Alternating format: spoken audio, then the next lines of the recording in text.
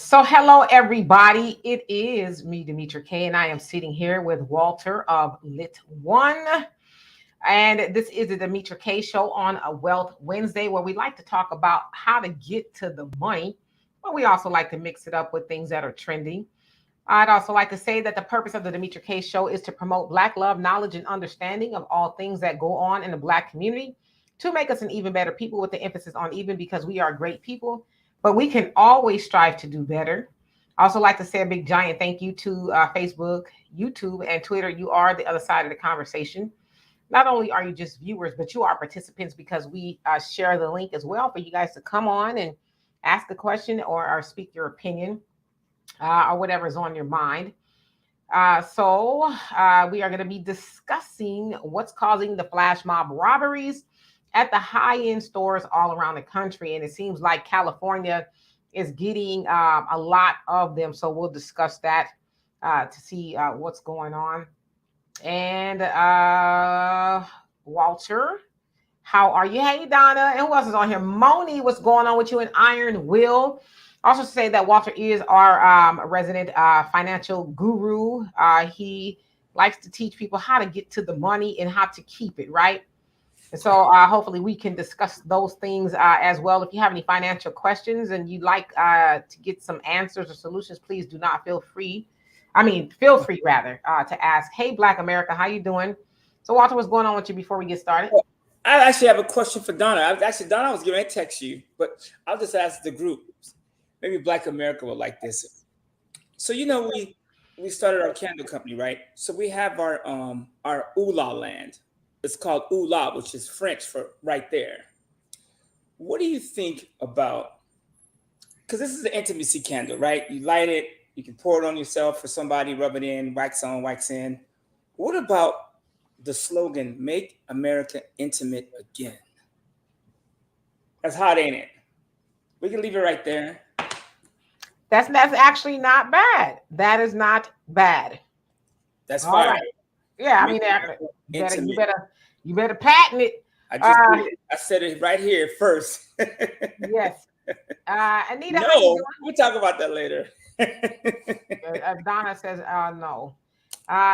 Anita, how you doing? And Bruce, what's going on with you? Black America, you laughing? All right. So I was saying the last, year or so, give or take, we have been seeing a lot of what people are calling flash mob robberies. And that's when a group of people they get together and they ransack certain stores and they do what they call like a smash and grab, right? And they take stuff that doesn't belong to them. And last weekend, I think it happened in Nordstrom's in Los Angeles. I think it was Topanga somewhere. I don't know. Mall, where a bunch of people ran up into a Nordstrom's and they said they alleviated Nordstrom's of about $300,000 worth of merchandise. And I want to show you guys just a snippet of what happened. So let's see here. What? 300,000? That's what they say. About $300,000. Okay, let's see here if this is it. All right, here we go. Hopefully it plays, because yesterday this thing was tripping. Demetra K, and I am sitting here with.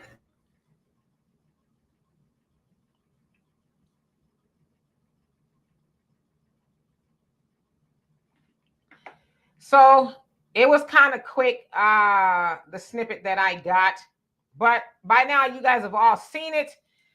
Where's a bunch of people running through the stores right now? If you spend any time on Twitter, Angela Riddick, how you doing? And Chalk Chick, what's going on with you? Yeah, Topanga Mall. And Tammy, how you doing? And Tracy, what's going on with you? She said she give you the side eye, Walter, just in case you cut up today. Lord have mercy.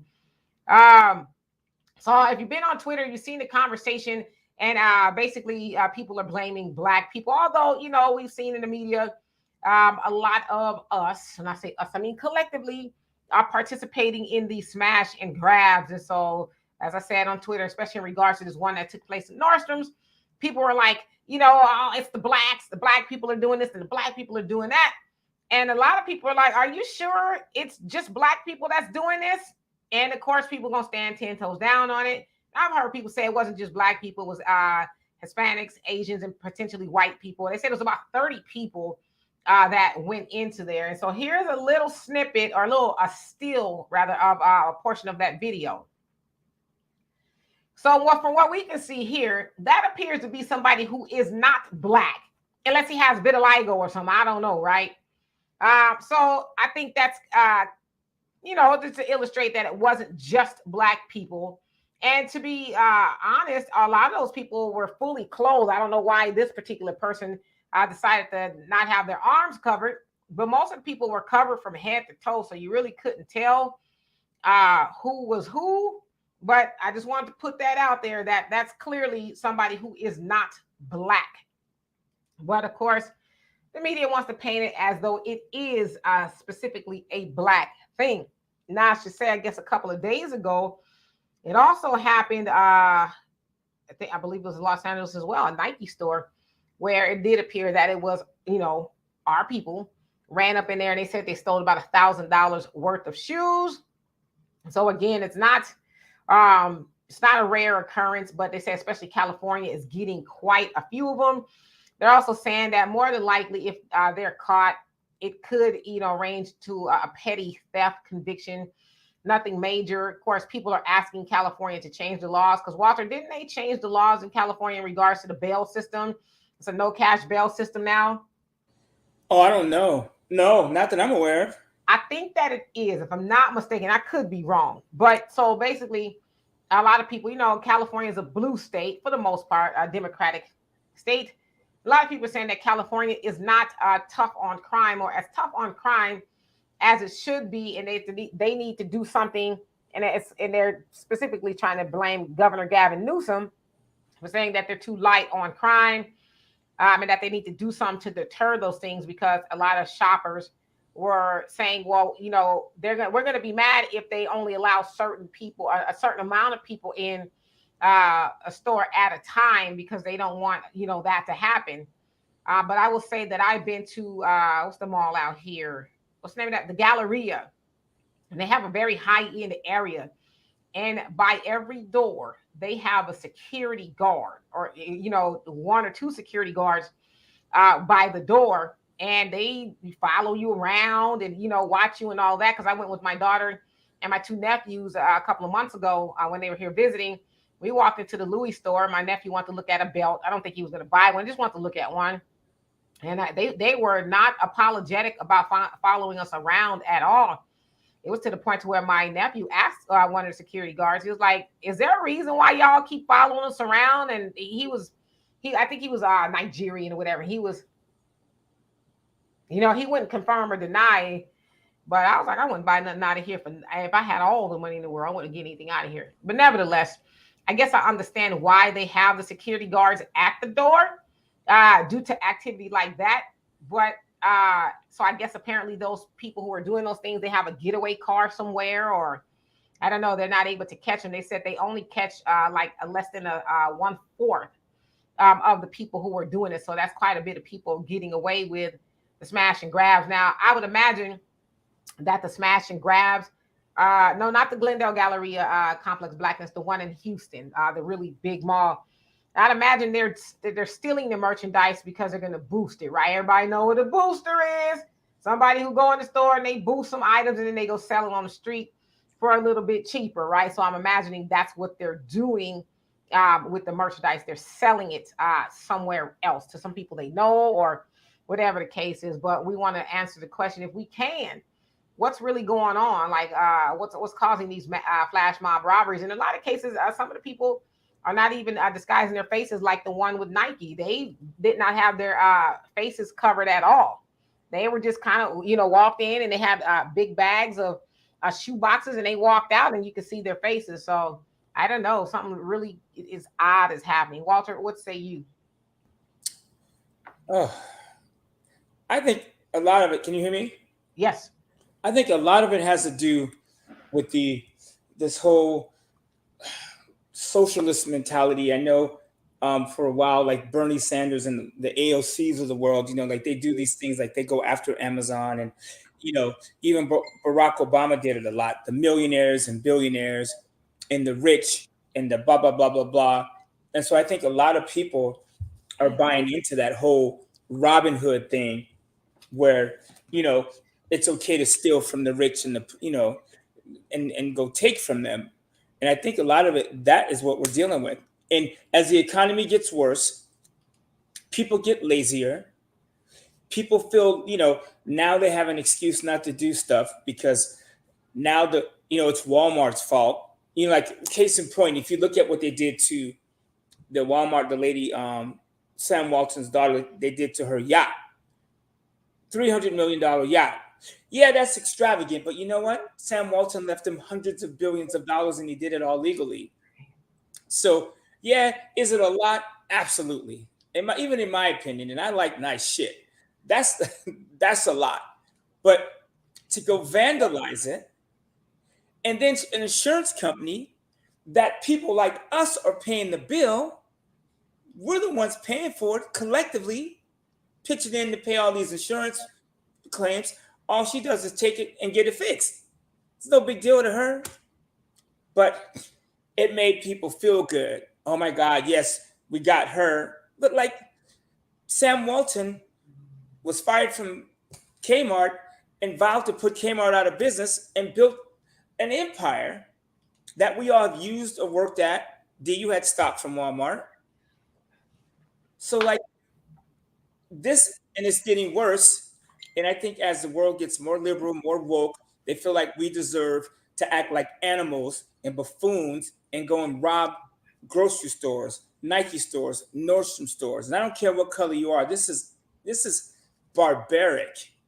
You know, when you think about what this dude had to do to get this store off the ground and how many stores failed, and he probably lost his family, gave up time, energy, everything it takes to get a store off the ground, for somebody years later to come rob it because they feel like we deserve to be animals and go rob and steal.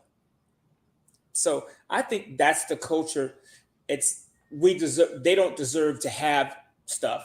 We deserve to have that. It's kind of like, remember the 99 movement, the whole we're 99%. Remember Keith Olbermann told me to kiss off and call me the F words and all this stuff. I remember all I said was, if the 99% worked like the 1%, they wouldn't be part of the 99%, which was 100% true. Matter of fact, and I had an old Mercedes. It wasn't even that nice. It was just remember that old black Mercedes I had that was barely running, had like 300,000 miles on it? Somebody told me, one of the city hall people said, don't park your Mercedes on the street during these protests because they will vandalize it. I said, come on now, really? She goes, yeah, we're dead serious. Anything nice, these people are destroying. And that was years ago. So, I mean, I think that's what it is. People are just getting lazy and they're turning into barbarians where they feel like it's okay to go, like, just rip the shit out of a store. You know what's going to happen next is they're going to start shooting these people. And it sounds crazy, but we've seen on social media people have got shot, choked out for less. Absolutely. And I'm just reading your comments. Depth knows I don't be putting no thirst trap pictures out. Not no more though. But yeah. Okay. And again, you guys, let's keep the conversation here. Like Ukraine, I get it. We're not talking about the government, Joe Biden and Cricket Hunter. We're not talking about them. We're talking about us, people, individuals. We know Joe Biden is a crook. We know Donald Trump is a crook. We all know that. So why don't we save 30 minutes today and stick to the subject, right? Joe Biden is a piece of shit, as is Donald Trump, and they're all crooks. And Ukraine is about something we will never understand, period, right? And to say that criminals run the world, well, maybe that's true. If that's the case, I'm trying to be one of them. Because I want power. If I had to take care of my family, if I had a chance to say, hey, you know what? My family's getting on this rocket ship to Mars and y'all gonna die, I want to be one of those people. And I think if you're on it, I'm not saying I want to be like, I don't know. I don't want to be ruthless. But like, I don't know. Let me be quiet. I don't want to get the side eye. So Oh, you look. I'm gonna get my time up. You spoke too soon. You spoke too soon. I guess, and I see some of y'all say y'all like a good booster. Because like I said, with boosters, and some of those boosters even take orders. Okay, what you want? All right, I want this, that, with the shirt to match, and can you get the shoes a size 8? Yeah, I got it for you. They get theirs off the top, but they'll sell it to you for a lot cheaper than you would go in the store. It's very risky behavior, and depending on what the merchandise is, you get caught with stolen merchandise. You can also be on the hook for that. But I guess for me, what makes me wonder is, why are they so brazen? You know what I mean? Like back in the day, people commit crimes. You got your hood on or whatever, you're incognito, whatever. And you're not trying to get caught, but they're just like, yeah, it's me. I want to make sure you get me on my good side, And we have all these face recognition, things out there and all of that. I saw a lot of y'all say maybe it's all by design. And a lot of times too, the stores don't stop them. Because like if you were working in the store as a cashier, maybe a security guard, like if I was, and I used to work at Walmart, I see people stealing all the time. Then sometimes I would see employees running after people. I'm like, I don't think so. Y'all don't pay me that kind of money to be running after people trying to stop them from stealing cereal or whatever the case. I'm like, you can have it or whatever. But, a lot of security guards or cashiers, like, I don't get paid. I don't get paid to be running after people. And I don't know what kind of crazy they are, right? They really might be wanting to do all they can to steal the stuff. And even in that one video that they were in Topanga Mall, it was one guy who was dragging a metal rack behind him that the purses were still stuck to. And it's like, so you're going to take the whole rack with you? Like, what are we doing here? So I'm just wondering as to why they are so risky with their behavior. Let's see here. Who else came into the chat? How's the weather where you guys are? It's 102 here right now. Okay, so let's see here. And Marcella, how you doing? He says, I remember when these following words were happy words: gay, happy, rainbow. Looking at a rainbow made you smile. Woke was positive when Black people started that. Now they made it negative. Yeah, and to use the word woke, that's a lot of the right-wing talking points. Basically, as a lot of people said to Erykah Badu, Brother Phyllis said, it's the equivalent of saying the N-word. When a lot of those people use woke in the way that they use it, right? So, and I totally agree. Deb knows, he says, LGBTQ rule the world, be careful.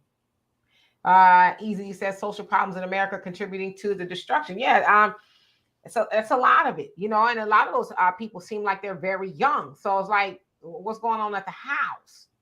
Where are your parents? Well, what are they instilling in you? I couldn't imagine my daughter, she's 30, she, is an adult, but I couldn't imagine her as a teenager out there doing that kind of stuff. It's like, I didn't raise you to be doing that kind of stuff. And you sure better not call me if you get gaffled up by the police. Talking about I need to collect call to my mama. Be like, well, you better sit in there and think about it, because I didn't tell you to go do it, right? And Arthur J, how you doing? Says, already got the side eye right. And Tracy says, my favorite booster, bless her soul, is gone, but she made it to Sally Jesse Raphael show. For real? Damn. A lady, how you doing? Say no jail time. And Patty, how you doing? Says, the criminal run the world. Yeah, and it ain't the ones you saw in Nordstrom's either. It's the ones that's in the White House. Donna says, in California, they will not prosecute if value is less than $1,000. So they're saying in Nordstrom's, it was $300,000 is for what they took. So there's about 30 people that went in there. So it's like, if they're caught, do they charge them a piece, or do they charge them collectively? You know what I mean? So I guess that remains to be seen. But the other thing too, y'all remember back in the day where a criminal did something and somebody talked or they told, but I guess if you buying the stolen goods, you're not going to call the police and say, hey, I bought a hot Louis bag that came from the Nordstrom smash and grab. So, I don't know. Vic 222, how you doing? Respect to you as well. A lady says they stopped arresting in California for under certain amounts. So I guess that's where people are saying That's why people are just out there doing stuff, So what does it just go on check? Like what goes on? And then they said too, I think at the Nordstroms that they pepper sprayed, they sprayed one of the security guards with bear spray, which is a pretty powerful spray. And I think that was a spray that they used at the January 6th insurrection as well on one of the security guards. And Jeremy has awakened. How you doing? He says they're brazen because most of them aren't us. And Marcella, you say, oops, where'd it go?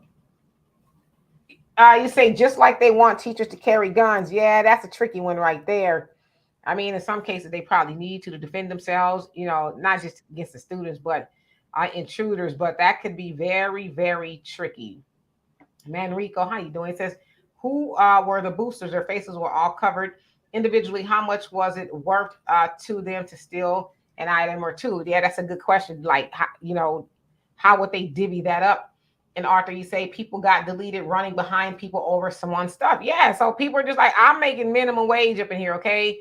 And what they're stealing, I mean, it ain't mine, right? I just work here. So if they want it bad enough, let them have it. I'm not gonna risk my life over it, because Nordstrom's or whatever store it is, they're not gonna, take care of your family. They're gonna say, well, they were a very good employee. And in a lot of cases too, they'll say we don't actually encourage them to do that. Some people just feel like they're, pro company, and I'm gonna be out there trying to save, the man's stuff. And Tracy says, I hear in Philly, 82 degrees. Oh, I envy that. I wish it was 82 degrees here. Sacramento, they say Marcella is hot. Say, Tammy, where you at? Where it's 62 degrees? I'm trying to be there. John Tony, what's going on with you? And Tracy says, yes for boosting. Hello, Brina, how you doing? And Vic says things went left when the courts allowed to have a say in the household. Oh, now look, grandmother's 35. Ain't that crazy? A 35-year-old grandmama is like, I don't know, you know what I mean? But I think definitely has something to do with the way people are parenting or not parenting their children. I mean, I think I would be afraid to get caught up in something like that, not even just from the police, but from my parents. And the crazy part is I'm probably gonna get in trouble. A lot of them are probably taking that stuff home. Mama, look what I got. Oh, for real? Yeah, let me get that.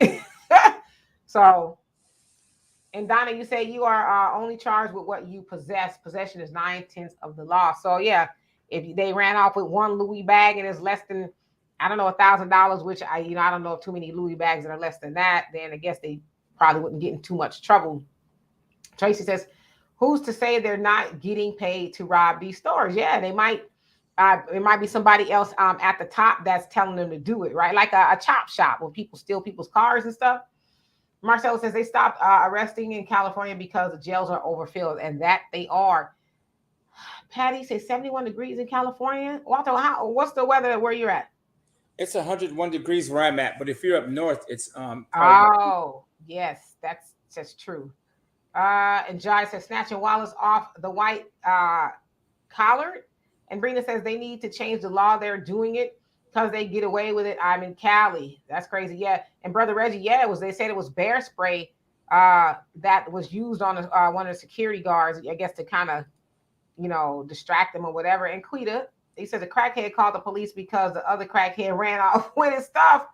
That is crazy. I actually seen a case like that too. I'd have been like, you do know crack is illegal, right? You ain't even supposed to be doing that. Arneva, how you doing? And Harley, what's going on with you? Says it feels good out here in the Bay Area. Yeah, y'all got that nice cool breeze. It don't really ever get too hot there. And Vicky says, I'm 53 years old from Brooklyn. What just happened? We as children used to do the same thing. No disrespect to nobody. To that degree though, like just run. I remember like when boosters do it, they like walk into the store and they might have a big giant coat on or whatever, dress. And they stuff all the stuff under and they keep it pushing, like I said on the Mac, right? When he was teaching them how to boost, or his girls was teaching the other girls how to boost, but they just running in there and just ransacking, right? And then I saw somebody said they should probably just lock the doors when people come in. There's a lot of stores who actually do that. I know like pawn shops do it, and some jewelry shops, they lock the door. So they're like, you ain't finna be running up out of here if you try to do a smash and grab, right? And Marcella says, I was in Walmart a few weeks back. I mean, a few weeks ago, and this sister came from behind one of the doors and tried to stop this big white dude. I'm sorry. I know, and any Walmart in America, they making minimum wage, whatever that might be. But I'm sorry, that don't belong to me. Let the Waltons worry about that, you know.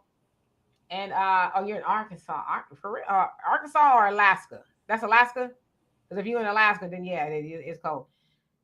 Easy says D. This is why DeSantis wants to implement a police force that is immune from prosecution. These folks know this stuff going to happen and preparing for it. Yeah, but it's like, are they also? I don't want to say they caused it, but there's some conditions that, you know, poverty and all of that. But I will say this: I don't know if anybody deserves to be shot over a bag. You know, tased maybe, or pepper sprayed, but their life taken over a bag. I don't think that should happen. It sucks that people are doing that, but I don't think anybody should lose their life over it. And the author says, took prayer out of schools. Yeah, I hear that argument a lot as far as prayer in school, but you can't pray at home because you know what I'm saying. Like you pray in school, does that deter bad behavior? And then a lot of people go to school and then they took it out of school because a lot of people are like, well, that's against the Constitution and all of that. Like everybody, they don't believe in God and all that. So you're forcing other people to do it. But you can surely pray at home, right? I'm just asking. And Vic says it's 73 degrees 76 degrees in Connecticut. Wow. Brother Reggie says 7:30 a.m. here, and it's already 80 degrees Fahrenheit, 91 with the humidity. All right. And so you said you're in Japan. What part of Japan are you in? Because we'll be there in less than 2 weeks, and love to meet with you and your wife. And Willie, how you doing? Says the government allows this in order to use the instances to enact martial law, and from there, freedom of movement will be heavily restricted. Could be the case. And Easy says they got paid to jack cars. Yep. Donna, you says 82 degrees in Long Beach. Man, I'm in the wrong area for real. Like I'm busting a sweat all day long. Marcella says women that have purses need to keep a little while in their bra with money and credit. A little wallet, I think you meant, with in their bra with their money and credit cards. That's old school. Yeah, because you know people out there snatching purses. Yeah, it's very hot in human brain. And Aniwa says it's 74 in Carlsbad. Lucky you. Quita says right there is no boosting, they're looting. Yeah, that's what that is. Boosting was like, you know, esoteric, right? Nobody really knew he was up in there stealing unless you just got caught. Tracy says they shoot ours anyway over nothing. Yeah, so but we don't want to ever promote shooting people over clothes or whatever. Vic says it's different now because of the internet. Back then, we only did it on certain days, and we used to just meet up at Broadway Junction and just have fun. It's not fun now. And Arthur says you're right about the prayer. And Tracy says, hell, the pastors ain't moving right. Half the people claim they're following the word are the most hypocritical. You ain't lying. And Freeney says the employees instruct employees to not respond to the robberies. Even the security guards are not allowed. And Tracy says, my pocketbook contains a taser and black pepper spray. Brother Reggie says, also you're in Kanagawa. He says, I'll shoot you a message. Okay, cool. Yes. Let's link up for sure. And Brother Don, how you doing? It says 87 degrees in the East Bay. Lucky you. So what say you, Walter? I say, let's make America intimate again. Listen, I wish somebody would come up here and steal one of these candles. I'll light them up. But like, here's what we need to think about this. We all need, because I hear some people, and I've seen it on the internet. Some people like, yeah, that's what they get. Yeah, almost making it sound like it's okay. You guys, we should be embarrassed. Like I sent my sister this video, and it wasn't about black people or white people. I didn't even get to that far if it was white or black. I've been having a lot of capitalist conversations with people. Seems like forever, where capitalism is bad somehow, but yet capitalism is taking care of you, making sure, like, if you take capitalism out of this world, we don't have electricity, we don't have a running vehicle, we don't have space shuttles, we don't have, there's a lot of things that we don't have if you take capitalism out. You take capitalism out, we're not doing this podcast because Mark Zuckerberg doesn't have an incentive to go all out and create or steal, whatever he did with Facebook. So you guys that go to work and make money every day, capitalism is allowing a lot of you to do what you do. And if you work for the government, you have a county job, you work for the government, you especially are benefiting from capitalism because it's capitalists that pay government employees, by the way, which is almost 1 in 4, which is mind-blowing to me. And I'm not knocking government employees, but like, think about this. We have a government that pays people a pretty decent wage, then gives them a pension plan and all the health benefits. But the people, the capitalists like me, who are going out, creating a company, starting a brand, sweating, bleeding physically and all that stuff, we're paying all that shit. You know what I'm saying? So next time you say, oh, capitalism is bad, think about it's the capitalist that is paying taxes, that is hiring people so you can have that approach. And if you don't like capitalism, get you a blanket, go outside and roll up in it and go kick it with Ned the Wino.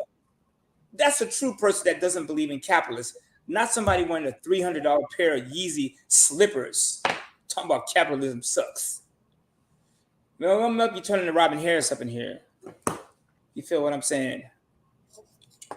Is that too much? I'm just listening. Jeremy says so. Oh, hold up. I'm gonna mess with Tracy a little bit. You know what? And I'm gonna this living check to check. I'm gonna jump ahead a little bit. You guys, there are a lot of people living check to check, but that is by choice. Here's what I mean by that. Me and my 2 kids in the background, we, after this podcast, I was like, we should go out and sell these candles door to door. Right? Me and my son were at the gas station, and a sister girl, my age, crossed the street in the hot sun wearing all black and handed me this, they own Clutch Nutrition here in Rancho Cucamonga. She goes, it's black owned. We make our own herbal teas or for health. I said, cool, I have my own candles. I'm gonna come over and I'm gonna bring you some candles. I'm gonna buy some tea and I'm gonna bring her a box of candles after I'm done with this podcast and see if she'll sell them and I can do a consignment. The point I'm making is I don't necessarily want to go do that in the hot sun after being up since 5 a.m. at work, but I'm gonna do it so I don't live check to check. And me and my 3 kids can go out and sell 100 of these candles for $20 and have $2,000 sitting on this counter tonight if we get our black asses to work. So we don't live check to check. So if you're living check to check, when you get finished working for that check, go do something else. And that's the only way you're going to survive, because some of you are living check to check, but AI is coming for that check. And then you ain't going to even have that. You're going to be living curb to curb. You know what I'm saying? Car to car. Homeboy's couch to homeboy's couch. So check to check is self-infliction. That's just my opinion. So and you know, I think we can all concede, because I see some people saying something different. There's two types of capitalism. That obviously there's good, and there's a bad. And like some people are saying, a lot of it is predatory, where the bourgeoisie, if you will, the ones that owns the means of production, they do take advantage of the working class, the proletariat. So that aspect has to be talked about as well. Of course, if it wasn't for capitalism, then they wouldn't be able to provide these jobs. But if you think about something like UPS, where they're like, yo, we going on strike unless everybody is getting a livable wage here. And UPS is like, oh, okay, because the workers, especially the full-time ones, they're like, we making pretty good money, but it's not fair that the part-time people are, they're not making a livable wage, and they're, doing just as much work as we're doing. And they're like, the UPS has the money. So UPS acquiesced, and, now they said the full-time drivers could be making upwards of, was $170,000 a year, wages plus medical care and all that other stuff. And I think part-time workers are making about $35 an hour. So the point being, capitalism, yeah, it does provide jobs, but a lot of times they do not provide a livable wage. And like you said too, the other part of that is A lot of these corporations, they're just figuring out a way to do without the employee by ushering in AI. We see it every day, whether you go to Walmart, Kroger, or whatever. You see machines doing the job that humans should do. So there's two types of capitalism: the good and the bad, the one that does take advantage of people. And Jessica, the Jessica Diaries, how you doing? He says, no, we only participate in capitalism because we have to, not because we like it. You just proved that. That's the point. We shouldn't have to have multiple jobs to make it. Absolutely. And that should have read your comment. Basically, what I was saying as well, because, and what Tony is saying, a lot of these corporations are predatory.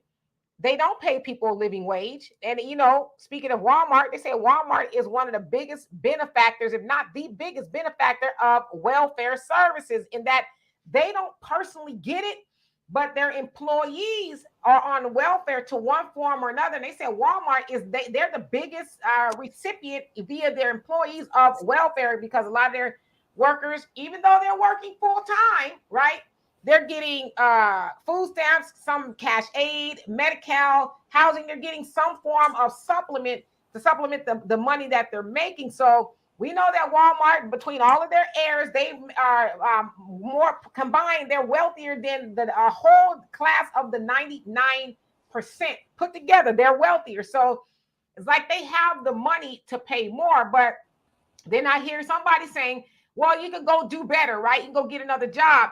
Well, talk about Watusi your ass up in the Walmart and ain't nobody there to help you. Ain't nobody there to stock the shelves or whatever the case is. So the point is, while a lot of people like to get on a high horse, well, they don't got to work at Walmart. Well, somebody got to do the job. It's like somebody might say, well, because waiters and waitresses, they make about $2.30 an hour, and then they're anticipating that they'll get tips. Somebody will say, well, they don't have to be a waiter. They can get a better job. But yeah, when you go sit yourself down at a restaurant, you ain't going to bring yourself a plate. You want somebody to bring it for you. So there needs to be some sort of a balance. Well, D, you just said it. Well, first of all, let me I'm gonna jump to greed here. Brianna, you can hit me up. You want to start a candle business? We should talk. I got something for you. I'm starting my little network marketing candle business. You could be up top. Hit me up. I'll show you everything you need to know. Here's the other thing.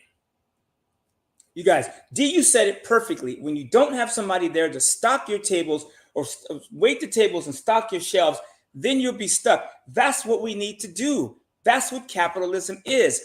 You don't like the way Walmart is treating you? Go open your own store, and then you put them out of business so people won't work for them. They will work for you. That's the only us talking about, and I get it.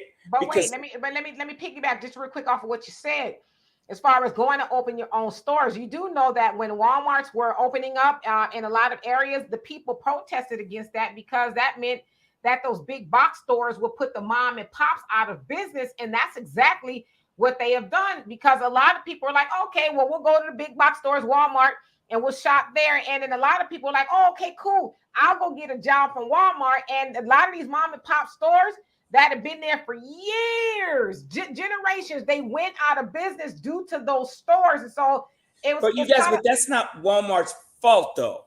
They are in business to make money. Okay, but listen, I'm not. Listen, I get the aspect of people making money. I get that. I'm not, because that's what it's about. You open a business, you want to make money, right?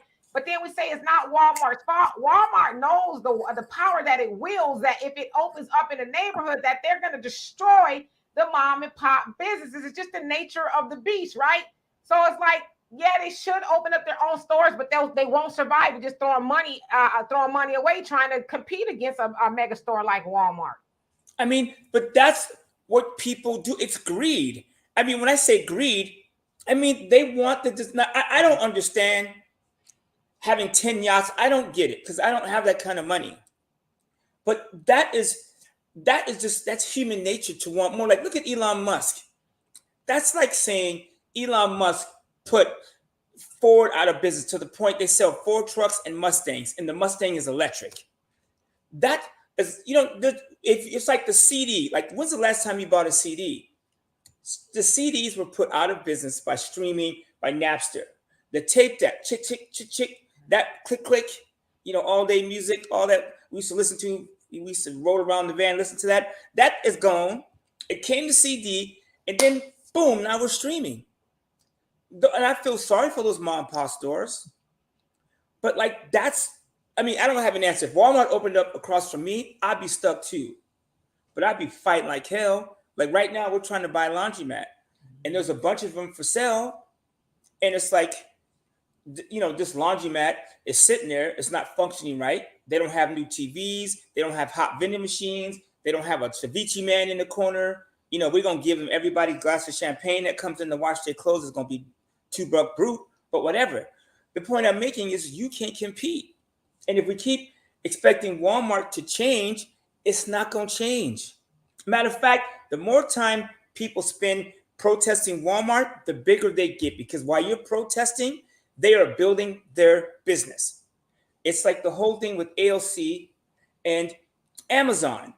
Amazon wanted to come to New York, and she said no, and they took the money somewhere else. And people in New York needed those jobs.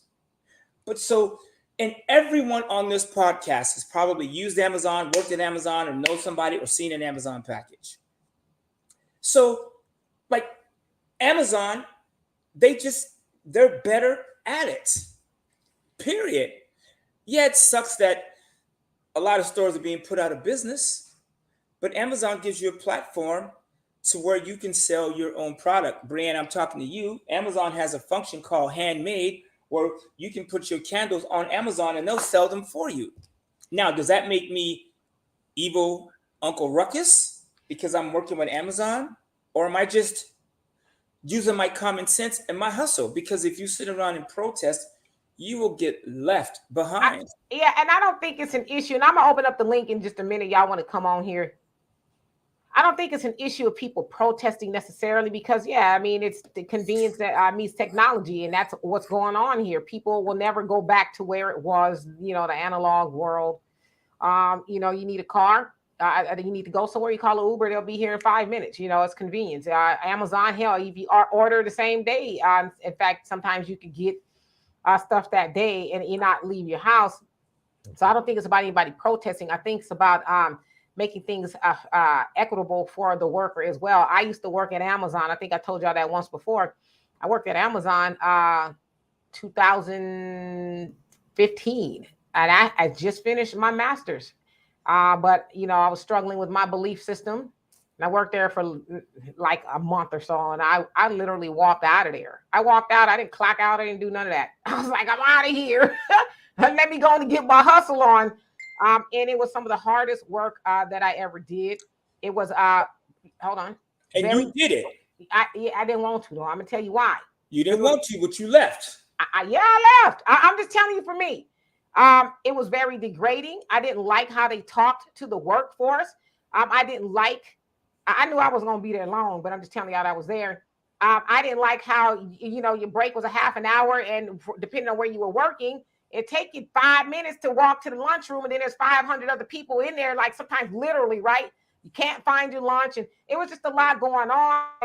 They treated people inhumane. Like you work less than the product. And also, if you study the nature of Amazon, they got a lot of issues where people literally are dying in the plants, right? The fulfillment centers. The people are dying. And a matter of fact, when I was there once, somebody had passed out on the 3rd level, and they happened to be doing like a media was walking through, and they did everything in their power to hide the fact that somebody had passed out and needed an ambulance because it was so hot in there. And they have it to where you have to work at 100% rate. And if you drop below that too many times, they fire you, So the point that I'm making is, I know that a lot of people like it there. A lot of people don't. But some of the conditions there are, they are very inhumane. I think maybe California maybe passed a law somewhere that Amazon can't do that to people now, rate them, because a lot of people were getting sick, dying, or losing their jobs because they just couldn't keep up with the fast rate. You know what I mean? So there needs to be some sort of a balance between people needing a job and having to put up with certain things at that job. You know what I mean? I worked at Walmart too. In 1992, I worked at Walmart, and I didn't like it. It was horrible. But do you ask yourself this, and I can't work for people because every job I've had, I've been fired. I can't do it. I refuse to do it for all these reasons you guys talk about. They don't pay you shit. You break. You get there. I remember I used to work with this company. I would get there 6. I had to be there 6. I would get there 6:00 in 30 seconds, and they would give me to run and read up and down. I'd be there 20 minutes after work. They wouldn't care. And I remember leaving there. I didn't give them notice. Nothing. I left. I think I left my computer on and the coffee at my desk, and just I left. And I was like, never again are you gonna let somebody else treat you this way. So I got pissed off. I'm gonna steal your language. I got pissed off to the point of past the point of festivity. And I said, I'm a grown ass man and I'm out. And it took a lot for me to do that. So we got to do the same thing. And as far as Amazon and overworking people and making people sick, you guys, a lot of that is because of our consumption habits. We spend money. The same people bitching about Amazon are the same people spending money on Amazon, buying stuff you don't need. So you kind of have to make a decision. If you really want to break capitalism up and break up the monopoly, then stop spending money. Well, again, we know that's not going to happen. People okay, but that's our fault, though. Right. But listen, because it's not going to stop. It's not going to happen, right? You're not putting Amazon out of business unless one day everybody wakes up and say, hey, you know what? We've kind of contributed to our own demise. And we have, because I see people talking about Walmart. Every time you go to the self-checkout, you're putting a cashier out of business. It's like, well, then to stop going through there, right? But then the other alternative is you wait 30, 45 minutes in the line where they only got one. I can't tell you the last time I've even seen a cashier at Walmart, as all self-checkout. So it's like, okay, do I say I'm going to prove a point here and wait 30 minutes or so for somebody to check me out, or am I just going to run through the self-checkout? So that's why I said it's technology meets convenience, and people aren't willing to give up convenience because, they value their time now. But so that those things aren't going away, that still does not mean that those corporations cannot treat people decently and give them a living wage. Like I said, UPS is a prime example. They just didn't want to do it until the worker said, we're standing in solidarity with the part-time workers, and we know y'all got the money, and until you come up off it, stuff may not be moving. And UPS said, all right. Okay, but see what you just said? They got together and they did it. They came together as a group and made it happen. We can do the same thing. You think capitalism is so bad? Just stop spending money. You think, and it's funny that people that we give passes to, like we beat the shit out of Amazon and Walmart, but Yeezy, Kanye West, who I know personally, will go out and buy those shoes, and I'm all for it. I want him to be rich. I was there when he started. I want him to be a billionaire. But like, we have to pick and choose who we give favor to, because is it safe? I mean, is it like fair that Kanye West is a billionaire and has homes all over the world and has millions of dollars of champagne at his house and drinks $400 bottles of wine? Is that fair? Like, what's the cutoff?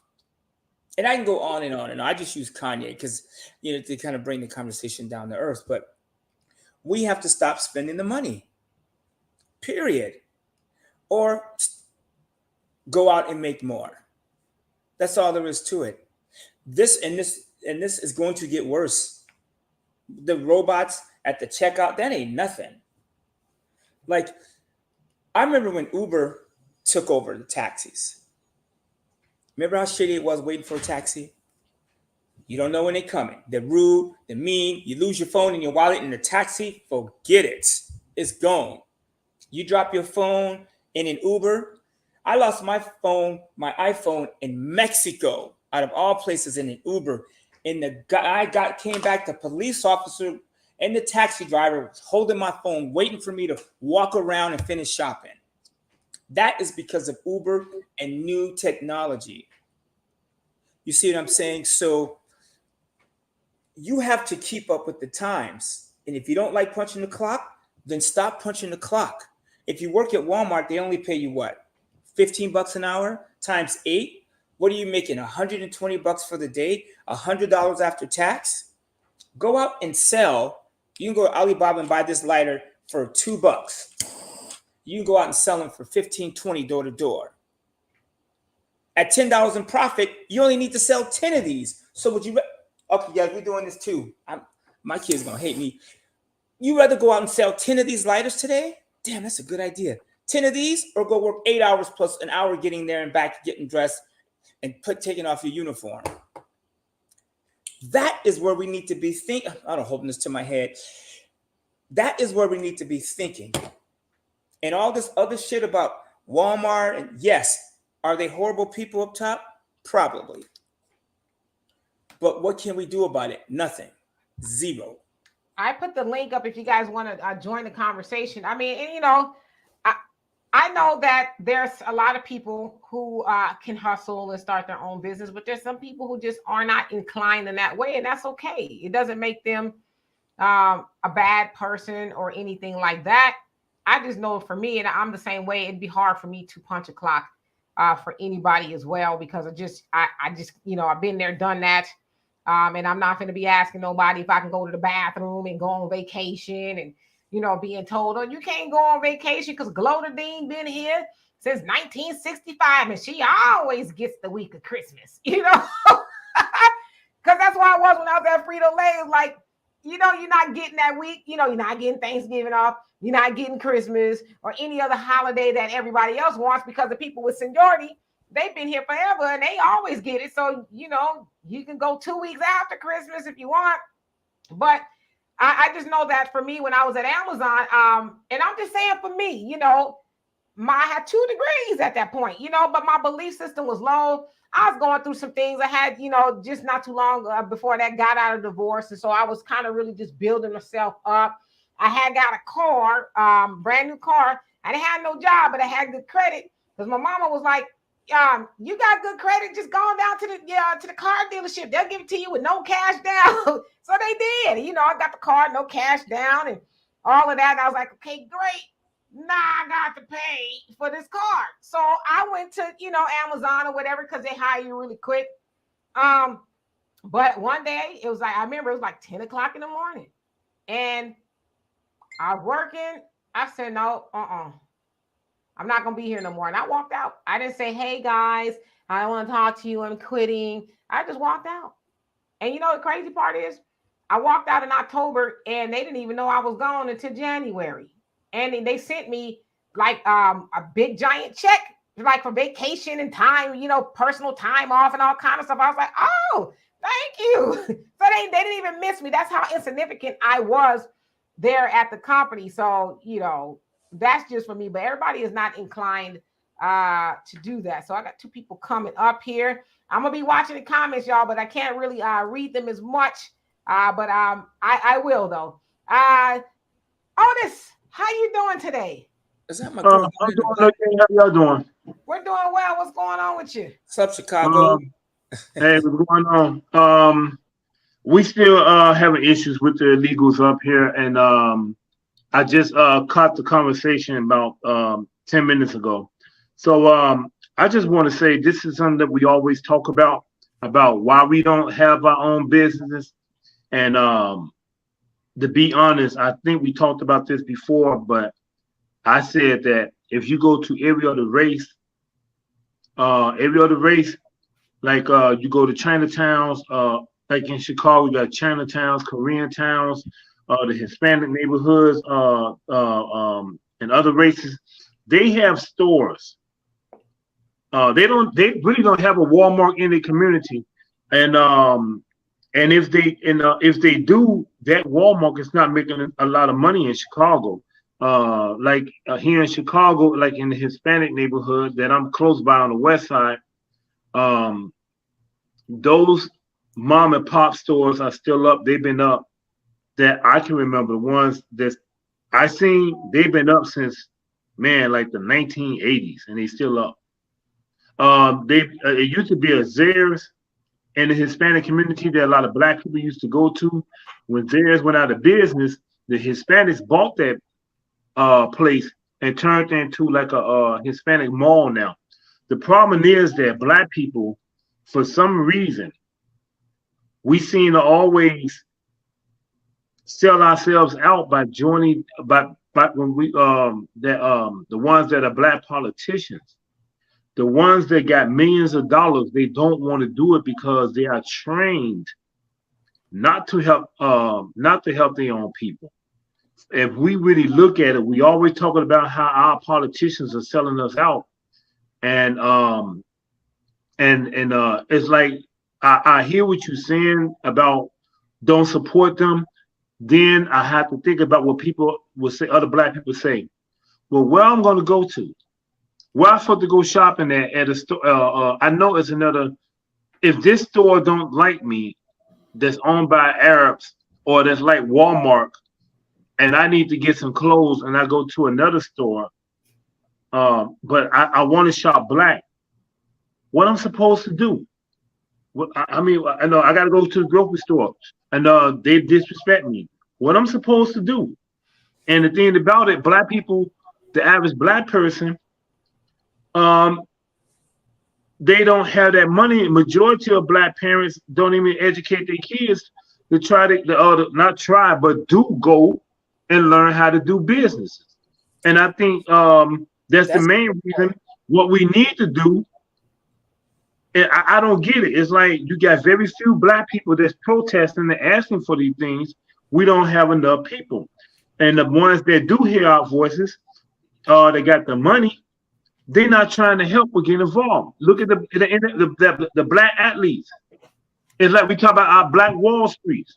When those places start getting, the reason that happened because at that time then black people was forced more than we are now, that they were being lynched, and they said, bump this, we finna build our own instead of going to these white stores that don't like us. So let me Today, say, not to cut you off, but let me just say this. Yeah, I get it. That's an issue. And I know also in Chicago, they've actually closed quite a few Walmarts. And I think Targets are on the way too, because they said there's a lot of theft. They haven't really said, it's due to the locals or whatever taken from there, but they say theft, security issues, and, just not making any money.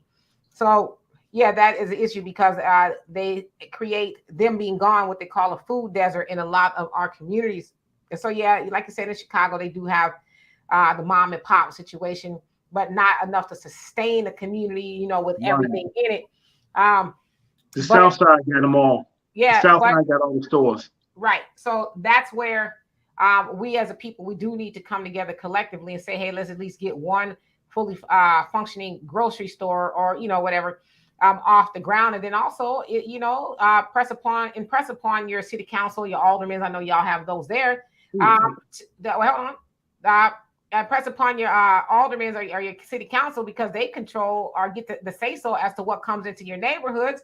So, we keep voting in the same people who know that you're living in a food desert. They allow the pawn shops to, the checking the cashes and the dollar stores and all those stuff to move into the neighborhoods, but they don't really put, but see, that's the other thing too, because sometimes they do put like a Walmart, something like that in there, and there's a lot of theft, but they don't put other things, things that will sustain like sustainable resources, so people can go in there and buy. I'm not ever saying it's all right to steal, but they are not putting resources that help sustain the neighborhood in total. So there's a lot of things going on. So that a lot of that starts with the people you vote for as well. So really quick, and I'm going to give it to Donna. Okay. Welcome, everyone. I wanted to circle the block and kind of talk about a couple of things that was mentioned before, especially as it relates to Walmart and Amazon, right? I've said this for years. I'm like, if you want to have a sustainable business, what you really need to do is cater to the lazy. And what I mean by that is what Walmart and Amazon have done is they've catered to the lazy. They've catered to people that don't want to leave their house and they want to buy it online. With Walmart, they're able to go in and get everything under one roof, and they don't have to make multiple trips. Now, with Walmart now, why they ran out a lot of small businesses back in the day is because they have they have a large degree of buying power, meaning if they go to Tide and they say, you know what, we're going to stock your Tide Pods on our shelf and we'll pay you 12 cents per unit. Procter & Gamble, who owns Tide, can say yes or no. And if they say yes, it's on the shelf. If they say no, you know what? We're going to go to all. That's why if you've ever gone into a Walmart and wondered why you haven't seen your products on the shelf, it's because that vendor wasn't negotiating or willing to come to Walmart's terms. So they set the price. Now, where they compete with mom and pops is mom and pops aren't buying in the volume that Walmart is buying in. So they're able to really undercut them when they come to price. So as a community, you have to understand that and be willing to be inconvenient. And that's the other component of it. Because remember, I talked about this all being convenient for everyone. You have to be willing to be somewhat inconvenient and weather that storm to drive them out. Now, when it comes to like Asian markets, halal markets, Indian markets, what they've done is they've curated a product offering that caters to their own, meaning, they know they can come and get certain spices that Walmart, Publix, Target, or whatever, Ralph's, spell the name of your local, won't have. That's where their sweet spot is. And because they have that sweet spot, when people are in there getting their spices, their herbs, they see other things and they'll just buy there because they're already there. So in Black communities, if we want to compete, we have to figure out how to curate a collection within our neighborhoods that will offer some degree of competition to these bigger stores. You're absolutely right, because like you said, bringing up the Asian markets, Indian markets, and if they do cater to their own people, and the Walmart don't have those things, right? And so that's interesting. Like, what would we come up with? If they do carry it, because for me, it's West Indian products, seasonings and stuff. If they do carry it, they carry it for a very short window because they'll put it on the shelf, they'll test it out, they'll try and go back to the vendors to see if they can negotiate a price. And those vendors are not negotiating that price because they're not large enough in scale to take that kind of loss on their margin. That's why I like having Donna on the show. Donna breaks it down.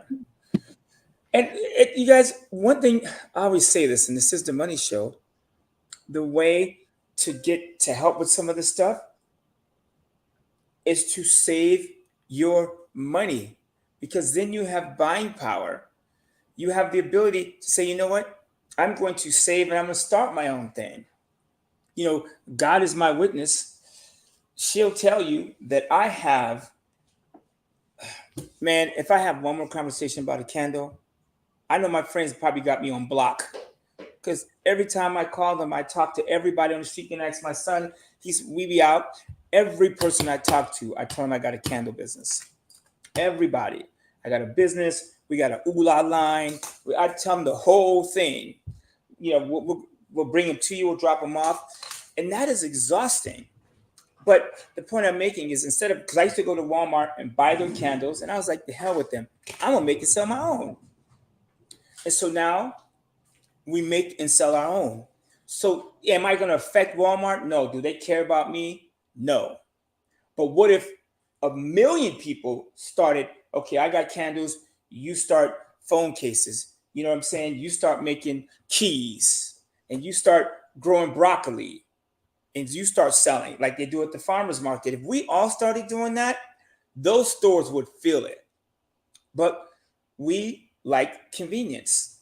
And I know if I order Amazon, something it's going to be here tomorrow, and they give me 5% cash back. Matter of fact, to make it worse, this is bad. I'll just be honest. Sometimes I go into a store and go, I have Amazon on my phone, and I go, Amazon will have it here tomorrow. It's cheaper, and I get 5% back for using the Amazon credit card. Let me say this real quick. Moni, I did not see your comment in the beginning, and my apologies if I overlooked it. But I didn't remove it. Sometimes YouTube will remove it. But how are you doing, beautiful? I know it is still your birthday month, so happy birthday to you until August 31st. All right. So we have Michael. What's going on with you? Nothing much. How you doing today? I'm doing well. How about yourself? Not too bad. Yeah. So I know Walter brought something up interesting. About about people starting their own business, boycotting industries to make goods. Because I had a conversation with my friend before, and I was telling her that a lot of so majority of black people want to boycott business, start their own because they don't want to deal with a lot of racism shopping at Walmart and other industries. And I told her that this is what Philip Scott wants, and my friend told me, "Oh, that's a great idea, but it's not going to happen."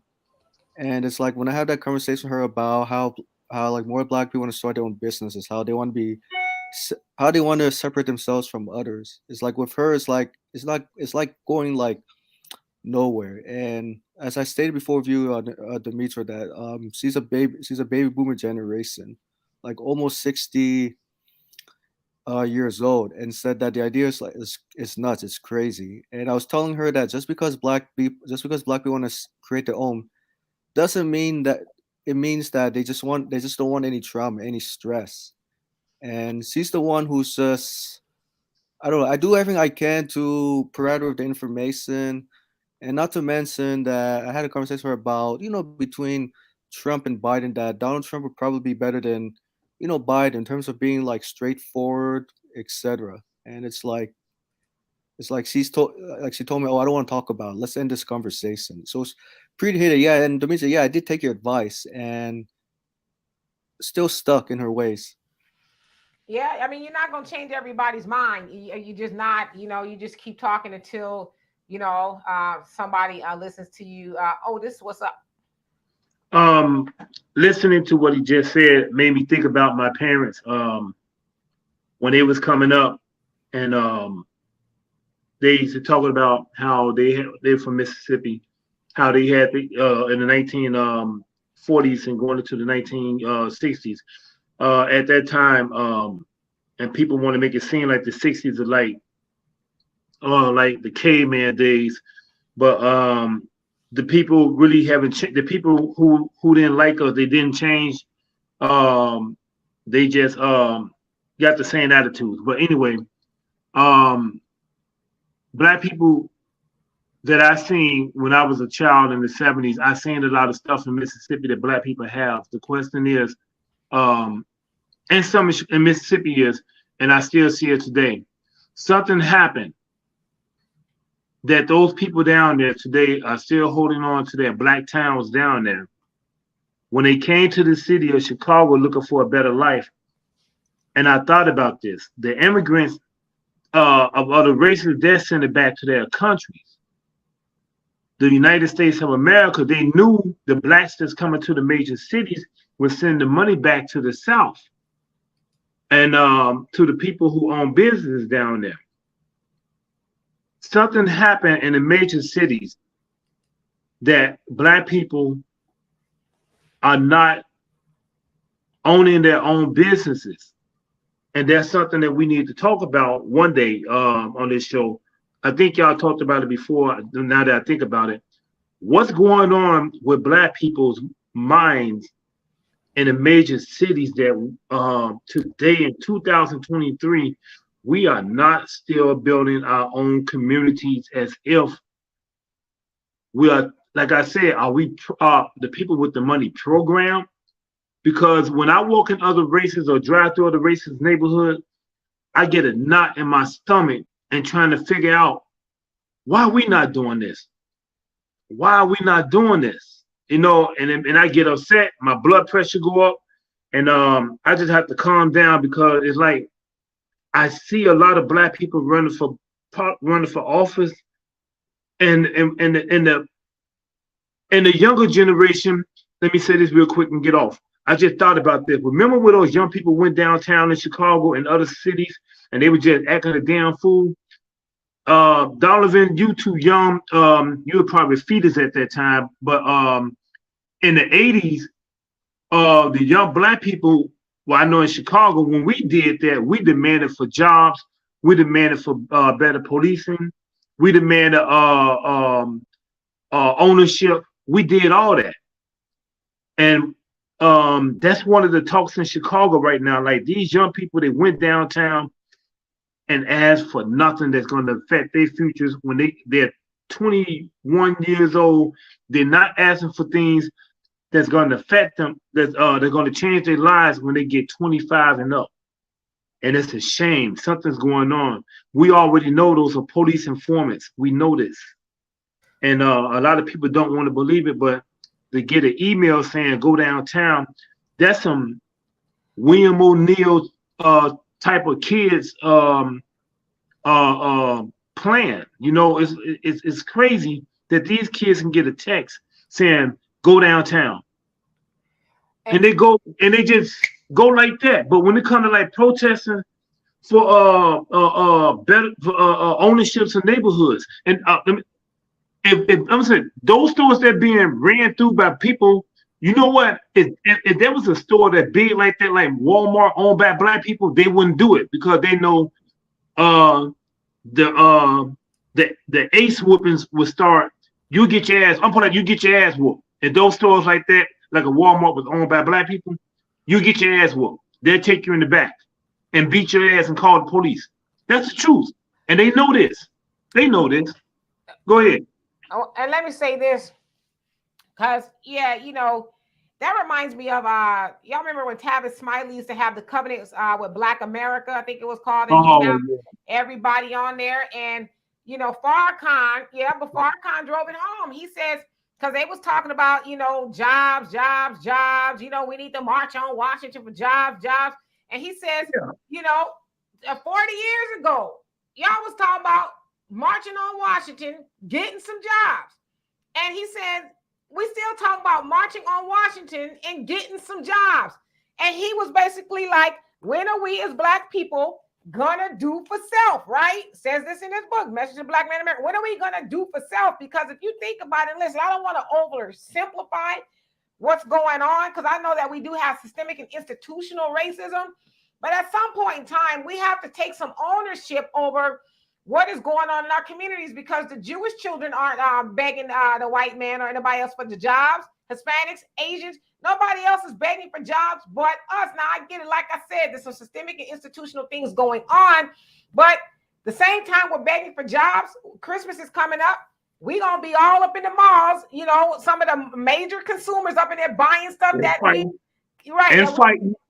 Well, you know, but it ain't just us. It's people in there trying to, you know, get the $1 VCR. And I know they don't make those no more, but I'm just saying. So it's not just us, but at some point in time, we have to reckon with what we are doing. Some of that is on us. You know what I mean? And so it's like, I always say, you know, income tax time comes around. There's a lot of people who get a return, right? They get money back. But what do? Let's keep it a buck. We get that money.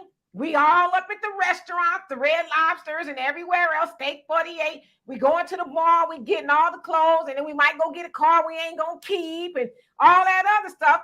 And then I know somebody said, because I said this a lot, hey, with some of that money you getting back for income tax, let's say you're getting $5,000 a piece, can you take $2,000 of that? We put them all together and start some sort of a business, whether it's an Apple cart or something, right? And then go from there, because that's what other communities do. They don't get that money back or lump sums of money and go trick it off. They say, nah, this is an opportunity to maybe buy some real estate, buy a business or do something. So we got to get out of the mindset of begging other people for work. I'll give y'all a perfect example.